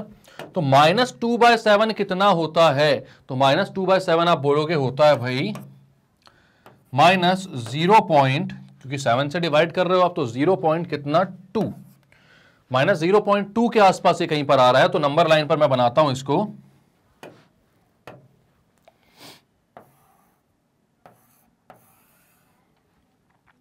यहां पर -1, यहां 0, यहां 1, यहां 2, यहां 3, 4 अप टू इंफिनिटी। और क्योंकि ग्रेटर देन इक्वल टू -0.2 है ना, ये ग्रेटर देन इक्वल टू -0.2 है, तो आप यहां पर बनाओगे कैसे भाई, -0.2 यहां पर लिखते हो आप, -0.2, और ये इंक्लूडेड, ठीक है, -0.2 -2/7 इसको लिखते हैं, -0.2 नहीं लिखते, -2/7 लिखते हैं इसको, -2/7, क्योंकि 0.2 अप टू इंफिनिटी होगा ना, क्या होगा हम नहीं जानते, और कहां तक, up to infinity.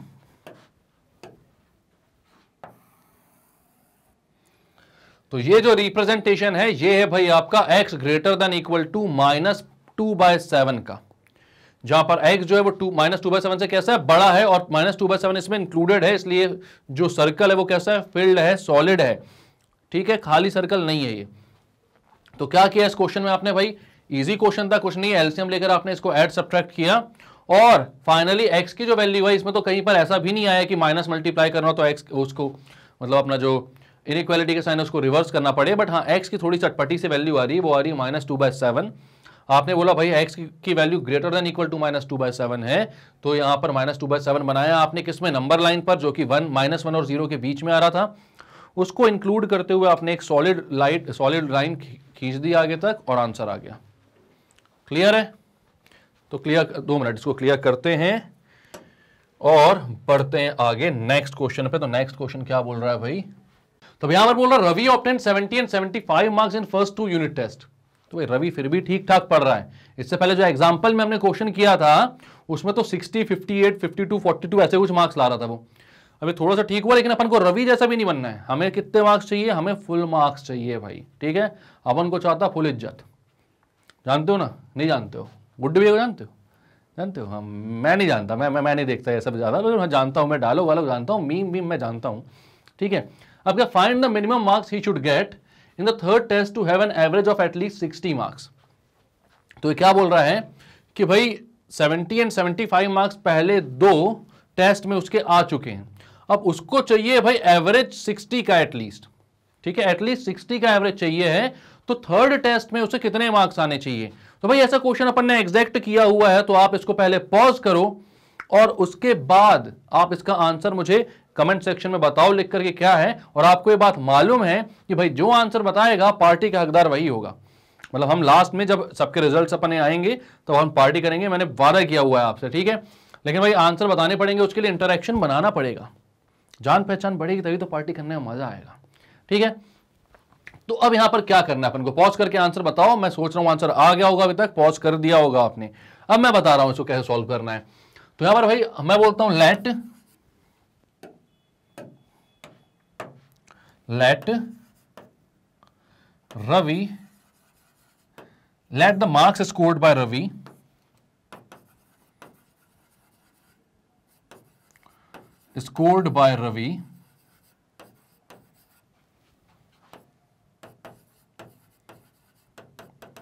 in third test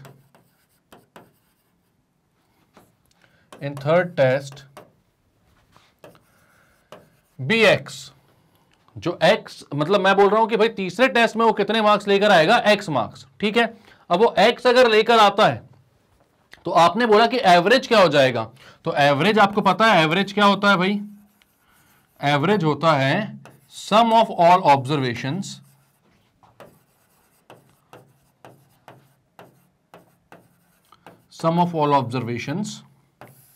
upon total number of observations. Sum of all the observations upon total number of observations होता है भैया एवरेज, ठीक है। तो यहां पर सम ऑफ ऑल ऑब्जर्वेशंस मतलब कि सबसे पहला ऑब्जर्वेशन है आपका, सबसे पहला मार्क्स कितना है? 70, then 75, then x upon total कितना है? 3। तो ये हो गया भाई 145 प्लस x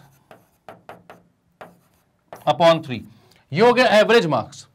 अब ये क्या बोल रहा है? एवरेज एटलीस्ट 60 होना चाहिए। एवरेज जो है वो एटलीस्ट 60 होना चाहिए, मतलब उसकी जो मिनिमम वैल्यू है 60 होनी चाहिए, वरना एवरेज की वैल्यू 60 से कैसे होनी चाहिए? ज्यादा। तो आप क्या बोलोगे? एवरेज कैसा होना चाहिए भाई? तो आप बोलोगे एवरेज होगा ग्रेटर देन इक्वल टू 60। कैसा होना चाहिए? Greater than equal to 60। तो आपने बोला एवरेज अगर ग्रेटर देन इक्वल टू 60 चाहिए हमको, तो यहां पर एवरेज की वैल्यू कितनी है? तो एवरेज है अपना 145 प्लस एक्स बाय 3। तो आप लिखते हो 145 plus x by 3 greater than equal to 60। 145 plus x by 3 greater than equal to 60। 3 को वहां पर भेजते हैं हम, तो ये हो जाएगा कितना? 145 plus x greater than equal to 180। 145 को वहां भेजता हूं मैं, तो x कितना हो जाएगा? x हो जाएगा 180 minus 145। x greater than equal to 180 minus 145। तो x greater than equal to कितना हो जाएगा भाई? 35। मतलब कि अगर लास्ट वाले एग्जाम में केवल 35 मार्क्स भी वो लेकर आता है तो उसके जो एवरेज हैं वो 60 आ जाएगा, ठीक है। अब 35 से थोड़ा भी ऊपर लेकर आएगा तो 60 से ऊपर एवरेज जाएगा, क्योंकि इसको मिनिमम 60 चाहिए था और average greater than equal to 60 होना चाहिए। तो x मतलब कि लास्ट एग्जाम में उसको 35 से ऊपर मार्क्स चाहिए। तो आप क्या बोलोगे? Ravi should score minimum 35 marks in the last exam. आखिर के एग्जाम में उसको कितने? कम से कम उसको 35 मार्क्स लाने हैं, तब जाकर उसके 60 एवरेज बनेगा, वरना नहीं बन पाएगा, ठीक है।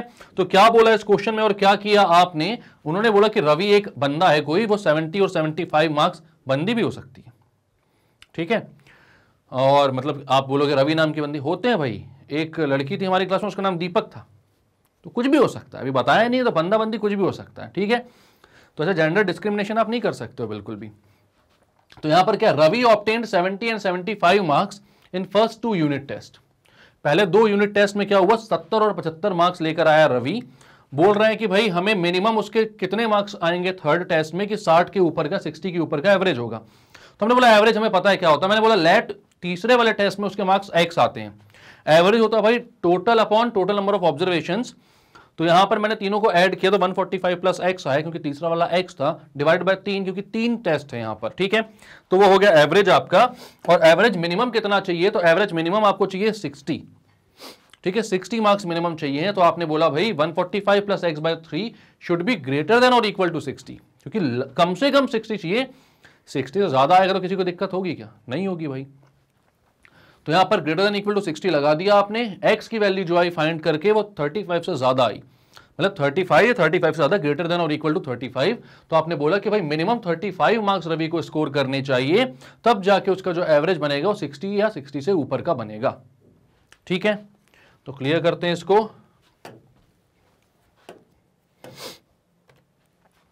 नेक्स्ट क्वेश्चन क्या है भाई, तो नेक्स्ट क्वेश्चन बोल रहा है to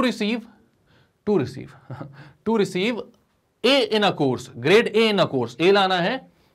one must obtain an average of 90 marks or more, मतलब 90 से ऊपर का, मतलब अब देखो धीरे धीरे लेवल बढ़ा रहे हैं ये लोग, 60 से अब 90 पे पहुंच रहे हैं, ठीक है। तो अब अगर 90 मार्क्स मतलब आपको ए ग्रेड चाहिए है, तो 90 मार्क्स से ऊपर आपको स्कोर करना है, ठीक है, 5 सब्जेक्ट्स में out of 100। If Sunita's marks in first 4 examination are 87, 92, 94 and 95, ये पहले 4 में। इससे पहले क्या था भाई, 3 टेस्ट की बात की जा रही थी, अब 5 सब्जेक्ट की बात की जा रही। तो है एग्जैक्टली सेम कंसेप्ट, बस आपको यहां पर 3 की जगह 5 दे दिया गया है और एवरेज में 60 की जगह 90 दे दिया गया है। तो इजी क्वेश्चन है ये भी, ठीक है। अब क्या बोल रहे हैं वो कि 5th एग्जाम में उसको कितने मार्क्स कम से कम आने चाहिए, मिनिमम कितने मार्क्स आने चाहिए कि उसको ग्रेड ए मिल जाए, मतलब कि उसके जो एवरेज स्कोर हो वो 90 से ऊपर का आ जाए, ग्रेड ए तभी मिलेगा। तो आप बोलोगे कि मिनिमम उसको कितने चाहिए, कि भाई उसको मिनिमम 90 तो मिले ही मिले, उससे ऊपर का भी एवरेज चलेगा। तो आप बोलते हो, पहले तो जो भी बोलते हो ना, आपको पता है क्या, पहले पॉज करो और आंसर दो, खुद से आंसर दो, उसके बाद मैं इस क्वेश्चन को सॉल्व करवाऊंगा। तो पॉज करो जल्दी से और आंसर दो, मैं वेट कर रहा हूं आपके आंसर का। आपके सारे जो चैट्स हैं ना वो पढ़ता हूं मैं, जस्ट लाइक अ हॉक, ठीक है। तो सब पे नजर है मेरी, इसलिए आंसर दो जल्दी से भाई, फुल मार्क्स लेकर आना है अपन को। अब यहां पर क्या बोलता हूं मैं भाई, मैं बोलता हूं let Sunita, let the marks scored by Sunita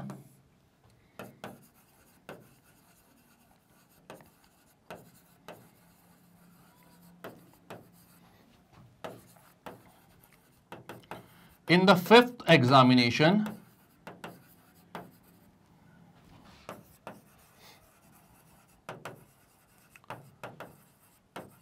B y नहीं एक्स ही लो, बी एक्स, ठीक है। लेट ये क्या हो, एक्स हो। तो आप क्या बोलोगे भाई, एवरेज क्या होता है, एवरेज होता है सम ऑफ ऑल ऑब्जर्वेशंस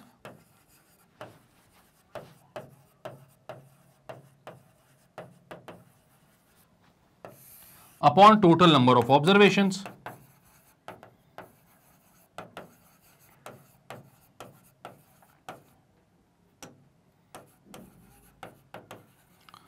तो आप क्या बोलोगे भाई, सम ऑफ ऑल ऑब्जर्वेशंस मतलब कि कितना आ रहा है यहां पर, 87, 92, 94, 87 प्लस 92 प्लस 94 प्लस 95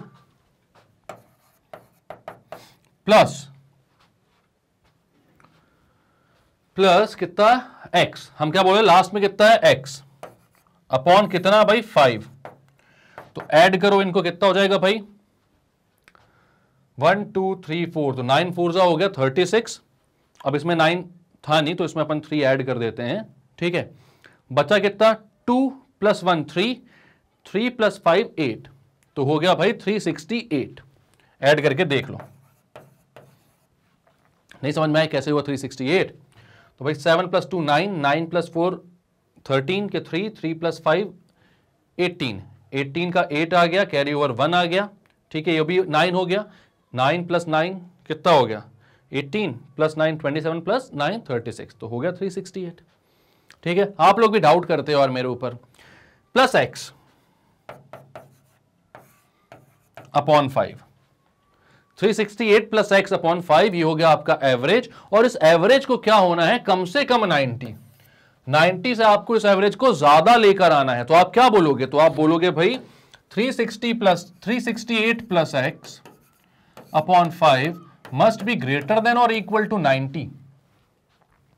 तो आप बोलोगे 368 plus x must be greater than और इक्वल टू 5 इंटू 90 कितना हो जाएगा भाई, 450।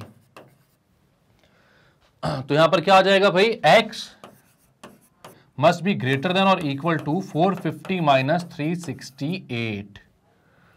ठीक है, तो ये कितना आ जाएगा भाई, ये आ जाएगा आपका x greater than equal to 82।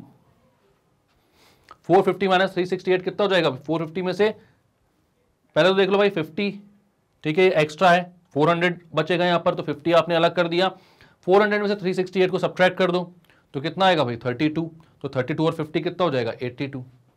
तो x ग्रेटर देन और इक्वल टू कितना हो गया, 82। मतलब कि एटलीस्ट लास्ट एग्जाम जो है, जो 5th एग्जामिनेशन है, उसमें कितने मार्क्स लेकर आने चाहिए, तो उसमें लेकर आने चाहिए भैया 82 मार्क्स। तब जाकर क्या होगा, तब जाकर उसके 90 के ऊपर के परसेंटेज बनेंगे। ठीक है, तो सोच रहे हो आप, इतने अच्छे से मार्क्स लाने के बाद भी 90 के ऊपर परसेंटेज लाने के लिए भी लास्ट एग्जाम में 82 मार्क्स चाहिए होते हैं। तो हमें भैया इस बात का ध्यान रखना है, ख्याल रखना है कि हमें लास्ट एग्जाम तक वेट नहीं करना है, सब में फुल स्कोर करना है। शुरुआत से आदत ही बनाओ यार, फुल फुल फुल फुल के नीचे तो बात ही नहीं करनी, फुल मार्क्स लेकर 100% लेकर आएंगे, दिमाग खराब। ठीक है, चलो, तो अब क्या भाई, यहां पर आप क्या बोलोगे, नाम क्या था लड़की का, अब यहां पर भी जेंडर नहीं दिया हुआ है, बट फिर भी मैं सोचता हूँ यार, सुनीता, मैंने किसी लड़के का नाम तो नहीं सुना है बट फिर भी कुछ भी हो सकता है, दुनिया में कुछ भी हो सकता है। तो यहां पर आप बोलोगे भाई, क्योंकि मेरा एक फ्रेंड था, उसका नाम सुमन था, तो कुछ भी हो सकता है। ठीक है, तो यहां पर आप क्या बोलोगे, Sunita must score at least 82 marks, Sunita must score at least 82 marks in her last exam। ठीक है, कितने मार्क्स लाने लास्ट में भैया, उसको कम से कम 82 मार्क्स लेकर आने हैं, उससे ज्यादा लेकर आएगी तो और अच्छी बात है। ठीक है, और अच्छा एवरेज बनेगा, लेकिन 82 तो कम से कम चाहिए हैं, ताकि उसके फाइनल में मतलब टोटल मार्क्स कितने हैं, 90 के ऊपर आए भाई। क्लियर है, तो क्या क्या किया इस क्वेश्चन में, आपने आपको बोला था भाई कि एक ग्रेड लाने के लिए 90 के ऊपर का एवरेज चाहिए, आपको मेंटेन करके रखना है। और उस 90 के एवरेज के लिए सुनीता ने अभी तक 5 में से 4 एग्जाम है, उसमें 87, 92, 94 और 95 स्कोर कर लिया है। अब भाई अपने 5th एग्जाम में कम से कम वो कितने मार्क्स लेकर आए कि वो ए ग्रेड में रहे, 90 के अबव वो परसेंटेज लेकर आए, उससे नीचे ना जाए।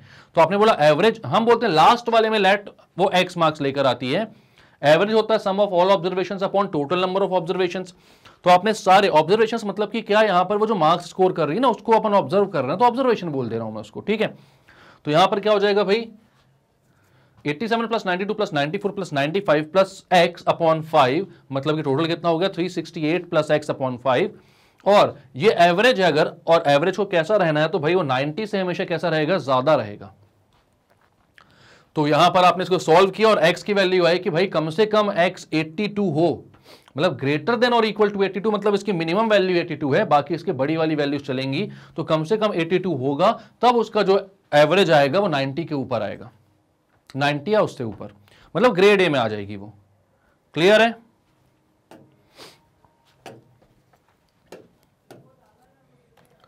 नेक्स्ट क्वेश्चन क्या है भाई, find all pairs of consecutive even positive integers both of which are larger than 5 such that their sum is less than 23। तो भाई ऐसा क्वेश्चन भी आपने किया हुआ है, जब ऐसा क्वेश्चन आपने किया हुआ है तो भाई पॉज करो और इसके आंसर बताओ पहले। आप जानते हो कि क्या करना है भाई, रेगुलरली अपन को किस तरीके से आगे बढ़ना है। तो अगर किया हुआ क्वेश्चन आपके सामने आता है तो पहले आपको पॉज करना है, उसका आंसर बताना है, उसके बाद सॉल्यूशन देखना है।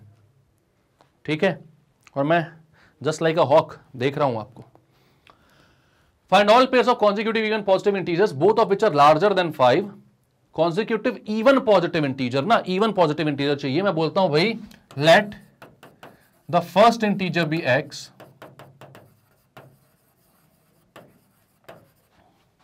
And second integer be y। By नहीं यार, बी वाई बोला मैंने, कुछ भी लिख जाता हूं मेरे भाई, बी वाई। ठीक है, तो क्या बोला आपने कि पहला इंटीजर जो है वो x हो और सेकंड इंटीजर जो हो वो क्या हो भाई, y हो। ठीक है, y क्यों होगा, y तो करना ही नहीं है। यहां पर क्या होगा, लेट फर्स्ट इंटीजर भी x एंड सेकंड इंटीजर जो है वो क्या होगा भाई, क्योंकि इवन नंबर है ना, तो x प्लस 2। दो इवन नंबर में, दो कॉन्सिक्यूटिव इवन नंबर में कितने का डिफरेंस होता है, तो 2 का डिफरेंस होता है, जैसे कि ऑड में होता है। इससे पहले जो क्वेश्चन किया था अपन ने उसमें भी x प्लस 2 किया था, यहां पर भी x प्लस 2 करना है, लेकिन यहां पर पेयर किसके लेंगे, इवन नंबर के, ऑड के नहीं लेंगे। ठीक है, तो अब यहां पर देखते हैं भाई, दो नंबर जो है उसमें से एक जो है वो x है, दूसरा जो है वो x प्लस 2 है। आपको ये बोला गया दोनों जो है मतलब x भी और x प्लस 2 भी 5 से ग्रेटर होंगे। मतलब x अगर 5 से ग्रेटर होगा तो पहला वाला नंबर कौन सा होगा, 6, और x प्लस 2 अगर 5 से ग्रेटर होगा तो पहला नंबर कौन सा होगा, 8।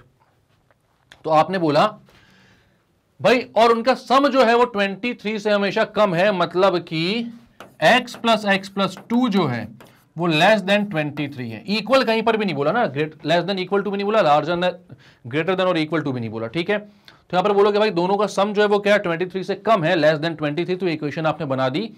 अब आप बोलोगे 2x प्लस 2 लेस देन 23, आप बोलोगे 2x less than 21, x less then 19। यहां पर भी x जो है भाई वो 19 से कैसा आ रहा है, कम आ रहा है। ठीक है, x जो है वो 19 से कम है, तो x की सारी पॉसिबल वैल्यूज लिखता हूं भाई मैं। x जो होगा वो ग्रेटर देन 5 होगा, बिकॉज बोला गया है कि दोनों नंबर जो है 5 से बड़ा है, तो छोटा वाला नंबर जो है वो भी 5 से बड़ा होगा, दिया हुआ है यहां पर। तो x अगर ग्रेटर देन 5 है और लेस देन 19 है, तो आप क्या बोलोगे, तो x की पॉसिबल वैल्यूज हो जाएंगी भाई, 5 से बड़ा पहला इवन नंबर कौन सा होता है, तो 6 होता है। 6, 8, 10, 12, 14, 16, 18। अब अगर वो 20 होने जाता तो ग्रेटर देन 19 हो जाता, तो वो गड़बड़ हो जाती।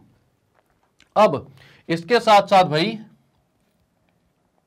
y जो है वो क्या क्या हो सकता है, तो y जो है पहला क्या हो जाएगा, 8, बिकॉज वो 6 नहीं हो सकता, क्योंकि अगर y बड़ा नंबर है, वो 6 हो गया तो x उससे छोटा हो जाएगा, मतलब x 4 हो जाएगा, बट दोनों नंबर ग्रेटर देन 5 होने चाहिए। तो 6 प्लस 2 कितना हो जाएगा, 8, 8 प्लस 2 10, 12, 14, 16, 18, 20। अब लेकिन भाई क्या बोला, उन दोनों का जो सम है वो 23 से कम होना चाहिए। तो यहां पर अगर आप देखो ध्यान से, 6 प्लस 8 14 सही है, 8 प्लस 10 18 सही है, 10 प्लस 12 22 सही है, 12 प्लस 14 26 हो जा रहा है यार, ज्यादा हो जा रहा है, मतलब कि ये वैल्यूज अब नहीं चल पाएंगी। तो कौन सी वैल्यूज जो हैं उनका सम जो है वो 23 से कम है, तो आप बोलोगे 6 8 8 10 10 12, बस यही। तो आंसर जो पेयर आएंगे वो आएंगे 6, 8, 8, 10, 10, 12, बिकॉज इनका जो सम आएगा, इनका जो सम है वो कैसा है, 23 से कम है, 23 से कम है। क्लियर है भाई, तो यहां पर आंसर आ गया आपका 6, 8, 8, 10, 10, 12। इसके बाद कोई भी अगर नंबर लोगे तो उसका जो सम होगा वो 23 से ज्यादा आ जाएगा, इसलिए वो गलत हो जाएगा। क्लियर है, तो यहां पर आपने क्या देखा भाई, आपको सारे पेयर्स निकालने थे जो कि दोनों इवन नंबर हैं और दोनों 5 से बड़े हैं, और उन दोनों का जो सम है वो क्या है, 23 से छोटा है। तो आपने बोला ठीक है भाई, हम क्या करते हैं, मैं बोलता हूं दोनों इवन नंबर है, तो एक को मैं x लेता हूं, दूसरे को मैं लेता हूं x प्लस 2। अगर एक को x और दूसरे को x प्लस 2 लूंगा तो भाई क्या हो जाएगा, एक इवन है दूसरा भी इवन ही है, ऑब्वियस सी बात है, दोनों लेस देन क्या हो जाएंगे, 23। दोनों का सम जो होगा वो लेस देन 23 कर दूंगा मैं। ठीक है, इसके बाद मैंने x की वैल्यू निकाली कि जो पहला नंबर होगा वो लेस देन 19 हो जाएगा, और अगर वो लेस देन 19 है तो वो ग्रेटर देन 5 भी है भाई, हमको दिया हुआ है ये कंडीशन कि x इज ग्रेटर देन 5। तो मैंने बोला कि कौन कौन से ऐसे नंबर हैं जो इवन हैं, जो 5 से बड़े हैं और 19 से छोटे हैं, उन सबको मैंने लिस्ट कर दिया। और अगर x मैंने लिस्ट कर दिया तो y जो था, y मतलब कि x प्लस 2 को मैंने y बोल दिया, तो y जो है x प्लस 2 वाला जो नंबर है वो इनमें से 2 ऐड करके आ गए सारे। तो भाई 6 प्लस 2 8, 8 प्लस 2 10, 12, 14, 16 अप टू 20 आ गया। लेकिन फिर मैंने देखा कि भाई इनका सम जो है 23 से कम होना चाहिए, तो सिर्फ 10 और 12 तक ही ऐसे नंबर आ रहे थे, उसके पहले के भी सारे पेयर जो इनका सम जो है 23 से कम हो रहा है, क्योंकि 12 और 14 को अगर मैं ऐड करूंगा तो 26 आ जाएगा, जो कि 23 से ज्यादा है। ठीक है, तो वो सारे जो पेयर्स हैं वो अब हम इंक्लूड नहीं कर सकते हैं, सिर्फ ये 3 पेयर जो होंगे वो इसका आंसर होगा। क्लियर है? क्लियर करते हैं इसको। नेक्स्ट क्वेश्चन क्या बोल रहा है भाई, तो ये काफी इंपॉर्टेंट क्वेश्चन है, काफी अच्छा क्वेश्चन है, देख लो भाई क्या बोल रहा है यहां पर। अ मैन है ना, वो अमन नहीं है, ठीक है। A man wants to cut 3 lengths from a single piece of board of length 91 centimetre, मतलब टोटल लेंथ कितनी है 91 सेंटीमीटर है, और 3 लेंथ उसको अलग अलग कट करनी है। ठीक है, the second length is to be 3 centimetre longer than the shortest and the third length is to be twice as long as the shortest. मतलब शॉर्टेस्ट से दोनों का रिलेशन निकालने को दिया है कि सेकंड लेंथ जो होगी वो 3 सेंटीमीटर ज्यादा होगी, मतलब एक अगर x है तो दूसरी हो जाएगी x + 3, और जो तीसरी है वो शॉर्टेस्ट के ट्वाइस होगी, मतलब वो 2x के इक्वल हो जाएगी। What are the possible lengths of the shortest board if the third piece is to be at least 5 centimeter longer than the second? मतलब जो थर्ड लेंथ है, मतलब कि जो 2x है वो 5 सेंटीमीटर ग्रेटर देन होगी, क्या ज्यादा होगी वो किससे, at least 5 centimetre longer than the second है, मतलब x + 3 से कम 5 सेंटीमीटर लॉन्गर है। ठीक है, अब इन्हें हिंट दे के रखी हुई है, बट अपन को उस हिंट का क्या लेना देना, अपन को जरूरत ही नहीं है उस हिंट की। ठीक है, तो अपन इसको सॉल्व करते हैं डायरेक्टली। भाई क्या बोल रहा है, a man wants to cut 3 lengths from single piece of board of length 91 centimetre, 3 length cut करना है उसको। The second length is to be 3 centimetre longer than the shortest. मैं बोलता हूं सबसे पहले तो भाई let the shortest length be x, shortest length जो होगी वो x होगी। अब सेकेंड लेंथ जो है, जो सेकेंड लेंथ है वो क्या है भाई, वो अपनी शॉर्टेस्ट से 3 सेंटीमीटर ज्यादा है, तो x + 3 हो गई। और थर्ड जो है वो कैसी है, थर्ड लेंथ जो है भाई वो शॉर्टेस्ट के ट्वाइस है, तो वो 2x हो गई। अब ये तो तीनों लेंथ जो है वो किससे कट हो रही है भाई, वो हो रही है 91 सेंटीमीटर से कट। मतलब इन तीनों को अगर आपको ऐड करना है तो उनकी मैक्सिमम वैल्यू क्या हो सकती है, तो वो 91 सेंटीमीटर हो सकती है, क्योंकि एक 91 सेंटीमीटर का क्या है आपका 3 lengths of a piece of board है। ठीक है, तो एक बोर्ड है जो कि 91 सेंटीमीटर का है, आपको इसी के 3 पीसेस करने हैं, तो मैक्सिमम आप इन तीनों को जोड़कर 91 तक पहुंच सकते हो, उससे कम भी हो सकता है, 3 पीसेस छोटे छोटे भी काट सकते हो आप। ठीक है, तो यहां पर आप क्या बोलोगे, तीनों की लेंथ का सम, मतलब x + x + 3 + 2x क्या हो जाएगा, लेस देन और इक्वल्स टू 91। ये पहली इक्वेशन, पहली इन इक्वेशन बनी। और दूसरी इन इक्वेशन क्या बनेगी भाई, यहां पर एक और चीज दी हुई है कि भाई कहां दिया गया है, हाँ ये रहा, third piece is to be at least 5 centimetre longer than the second. Third piece जो है वो कम से कम 5 सेंटीमीटर लॉन्गर है सेकंड से। ठीक है, तो जो थर्ड पीस होगा वो क्या हो जाएगा, वो थर्ड पीस है 2x, और वो क्या है 5 centimetre longer than the second है एटलीस्ट, मतलब कि 2x जो होगा वो ग्रेटर देन और इक्वल टू होगा x + 3 + 5 के, क्योंकि भाई 2x जो है वो क्या है, वो है थर्ड पीस की लेंथ, और वो 5 सेंटीमीटर बड़ा है किससे, सेकंड पीस से, और एटलीस्ट 5 सेंटीमीटर बड़ा, उससे ज्यादा बड़ा भी हो सकता है, उससे ज्यादा बड़ा भी हो सकता है, मतलब इसकी कम से कम जो सबसे छोटी वैल्यू होगी वो होगी इससे 5 सेंटीमीटर बड़ी वाली, उसके बाद और भी बड़ी वैल्यू हो सकती है उसकी। तो ये 2 इन इक्वेशंस हैं आपके पास, और दोनों को सॉल्व करके एक इक्वेशन का आंसर देना है, एक आंसर देना है। इसको सॉल्व करते हैं तो क्या हो जाएगा, 2x + 2x 4x + 3 को वहां भेजता हूं, तो 4x less than equal to 91 - 3, तो यहां पर आ जाएगा भाई 4x less than equals to कितना हो जाएगा 88, x less than equals to 22, 4 से डिवाइड कर दो। ठीक है, और यहां पर कितना आएगा भाई, तो यह आएगा 2x greater than equal to x + 8, x को यहां भेज दो, x greater than equals to 8, x यहां आएगा तो माइनस हो जाएगा, तो x greater than equal to 8, तो x की जो वैल्यू वो कहां से कहां तक की आ रही है भाई, तो वो 8 से बड़ा हो रहा है या उसके बराबर है, और 22 से छोटा या उसके बराबर है, मतलब x जो है वो greater than equal to x है and less than equal to 22, ये आएगा आपका आंसर। क्वेश्चन में क्या पूछा था, what are the possible length of the shortest board if the third piece is to be, ठीक है, शॉर्टेस्ट बोर्ड की पॉसिबल लेंथ, मतलब शॉर्टेस्ट बोर्ड की लेंथ तो हमने x लिया था, तो x की पॉसिबल लेंथ कहां से कहां तक है, 8 से लेकर 22 तक, बोथ इंक्लूडेड, 8 भी हो सकती है, 22 भी हो सकती है, और इनके बीच में आने वाला कोई भी नंबर हो सकती है, ठीक है। तो क्या क्या किया इस क्वेश्चन में भाई, अच्छा खासा क्वेश्चन था। तो यहां पर बोला गया था भाई 91 सेंटीमीटर का एक बोर्ड है, उसे 3 लेंथ कट की गई हैं। अब जो तीनों लेंथ है उसमें जो शॉर्टेस्ट है, सेकंड वाली जो है वो शॉर्टेस्ट के +3 सेंटीमीटर है, और जो थर्ड वाली है वो शॉर्टेस्ट के ट्वाइस है, तो उन तीनों को आपने लिख दिया। उसके बाद दिया गया भाई क्योंकि तीनों 91 सेंटीमीटर से कट की गई हैं, मतलब इनका मैक्सिमम सम जो होगा वो 91 के इक्वल होगा। बाकी आप छोटी छोटी लेंथ भी कट कर सकते हो, तो ये लेस देन इक्वल टू 91 होगी। और क्या दिया हुआ है कि जो थर्ड वाली है वो कम से कम 5 सेंटीमीटर बड़ी है सेकंड से, उससे ज्यादा बड़ी भी हो सकती है, तो आपने बोला 2x इज ग्रेटर देन, क्योंकि 2x थर्ड वाली है ना, थर्ड वाली length is greater than equal to second वाली लेंथ, मतलब x + 3 + 5। दोनों को सॉल्व किया तो x की मिनिमम वैल्यू आई 8, मतलब x is greater than equal to 8, और मैक्सिमम वैल्यू आई 22, x is less than equal to 22। तो यहां से आपको ये समझ में आया कि x की जो वैल्यू है वो 8 और 22 के बीच में है। क्लियर है, क्लियर करते हैं इसको, ओके। तो अब यहां पर आपको समझ में आता है कि जो आपकी पहली एक्सरसाइज है एनसीईआरटी की वो हो रही है खत्म।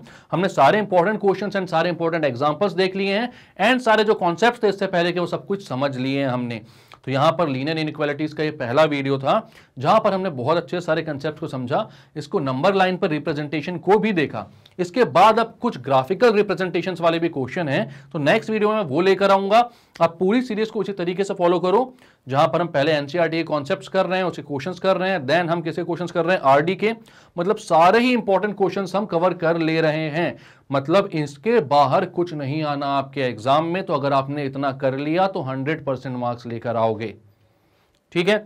तो अगर सारे वीडियोस आपको मिल रहे हैं टाइम पर, आप अच्छे से देख पा रहे हो और अच्छे से सॉल्व कर पा रहे हो, तो भाई आप बहुत अच्छे मार्क्स स्कोर करने वाले हो, कॉन्ग्रेचुलेशंस। लेकिन अगर नहीं मिल पा रहे हैं, ढूंढ नहीं पाते हो, देख नहीं पाते हो, magnetbrains.com पर जाओ। जैसे ही जाओगे भाई होम पेज पर सारे के सारे क्लासेस का ऑप्शंस खुल जाएगा। आप जानते हो आप क्लास 11th में हो तो वहीं पर जाओ। इसके बाद जैसे 11th पे क्लिक करोगे सारे टीचर्स का यहाँ पर जो भी कोर्सेज हैं वो अब यहाँ पर दिख जाएंगे आपको।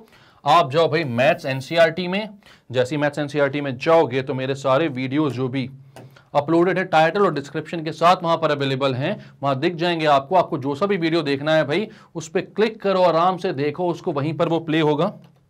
देखो मैं समझा रहा हूं बढ़िया एकदम, वहीं पर वो प्ले हो जाएगा, आराम से आप देख पाओगे, सारी चीजों को समझ पाओगे। तो भाई अगर अच्छे लग रहे हैं वीडियो तो लाइक कीजिए इसको, सब्सक्राइब कीजिए हमारे चैनल को, और शेयर कीजिए इसको हर उस स्टूडेंट तक जो कि केजी से लेकर क्लास 12 तक किसी भी क्लास में पढ़ता है, कोई भी सब्जेक्ट पढ़ता है, क्योंकि मैग्नेट ब्रेन्स में सब कुछ अवेलेबल है, वो भी 100% फ्री और बहुत ही अच्छी क्वालिटी के साथ। तो एक शेयर तो बनता है ना, लाइक शेयर सब्सक्राइब, बस इतना ही तो बोल रहे हैं, ठीक है। तो मिलते हैं नेक्स्ट वीडियो में जहां पर करेंगे इस चैप्टर को खत्म, हम सारे कॉन्सेप्ट को समझ के एक्सरसाइज को खत्म करके। तब तक के लिए करते रहो revision. Bye bye and take care.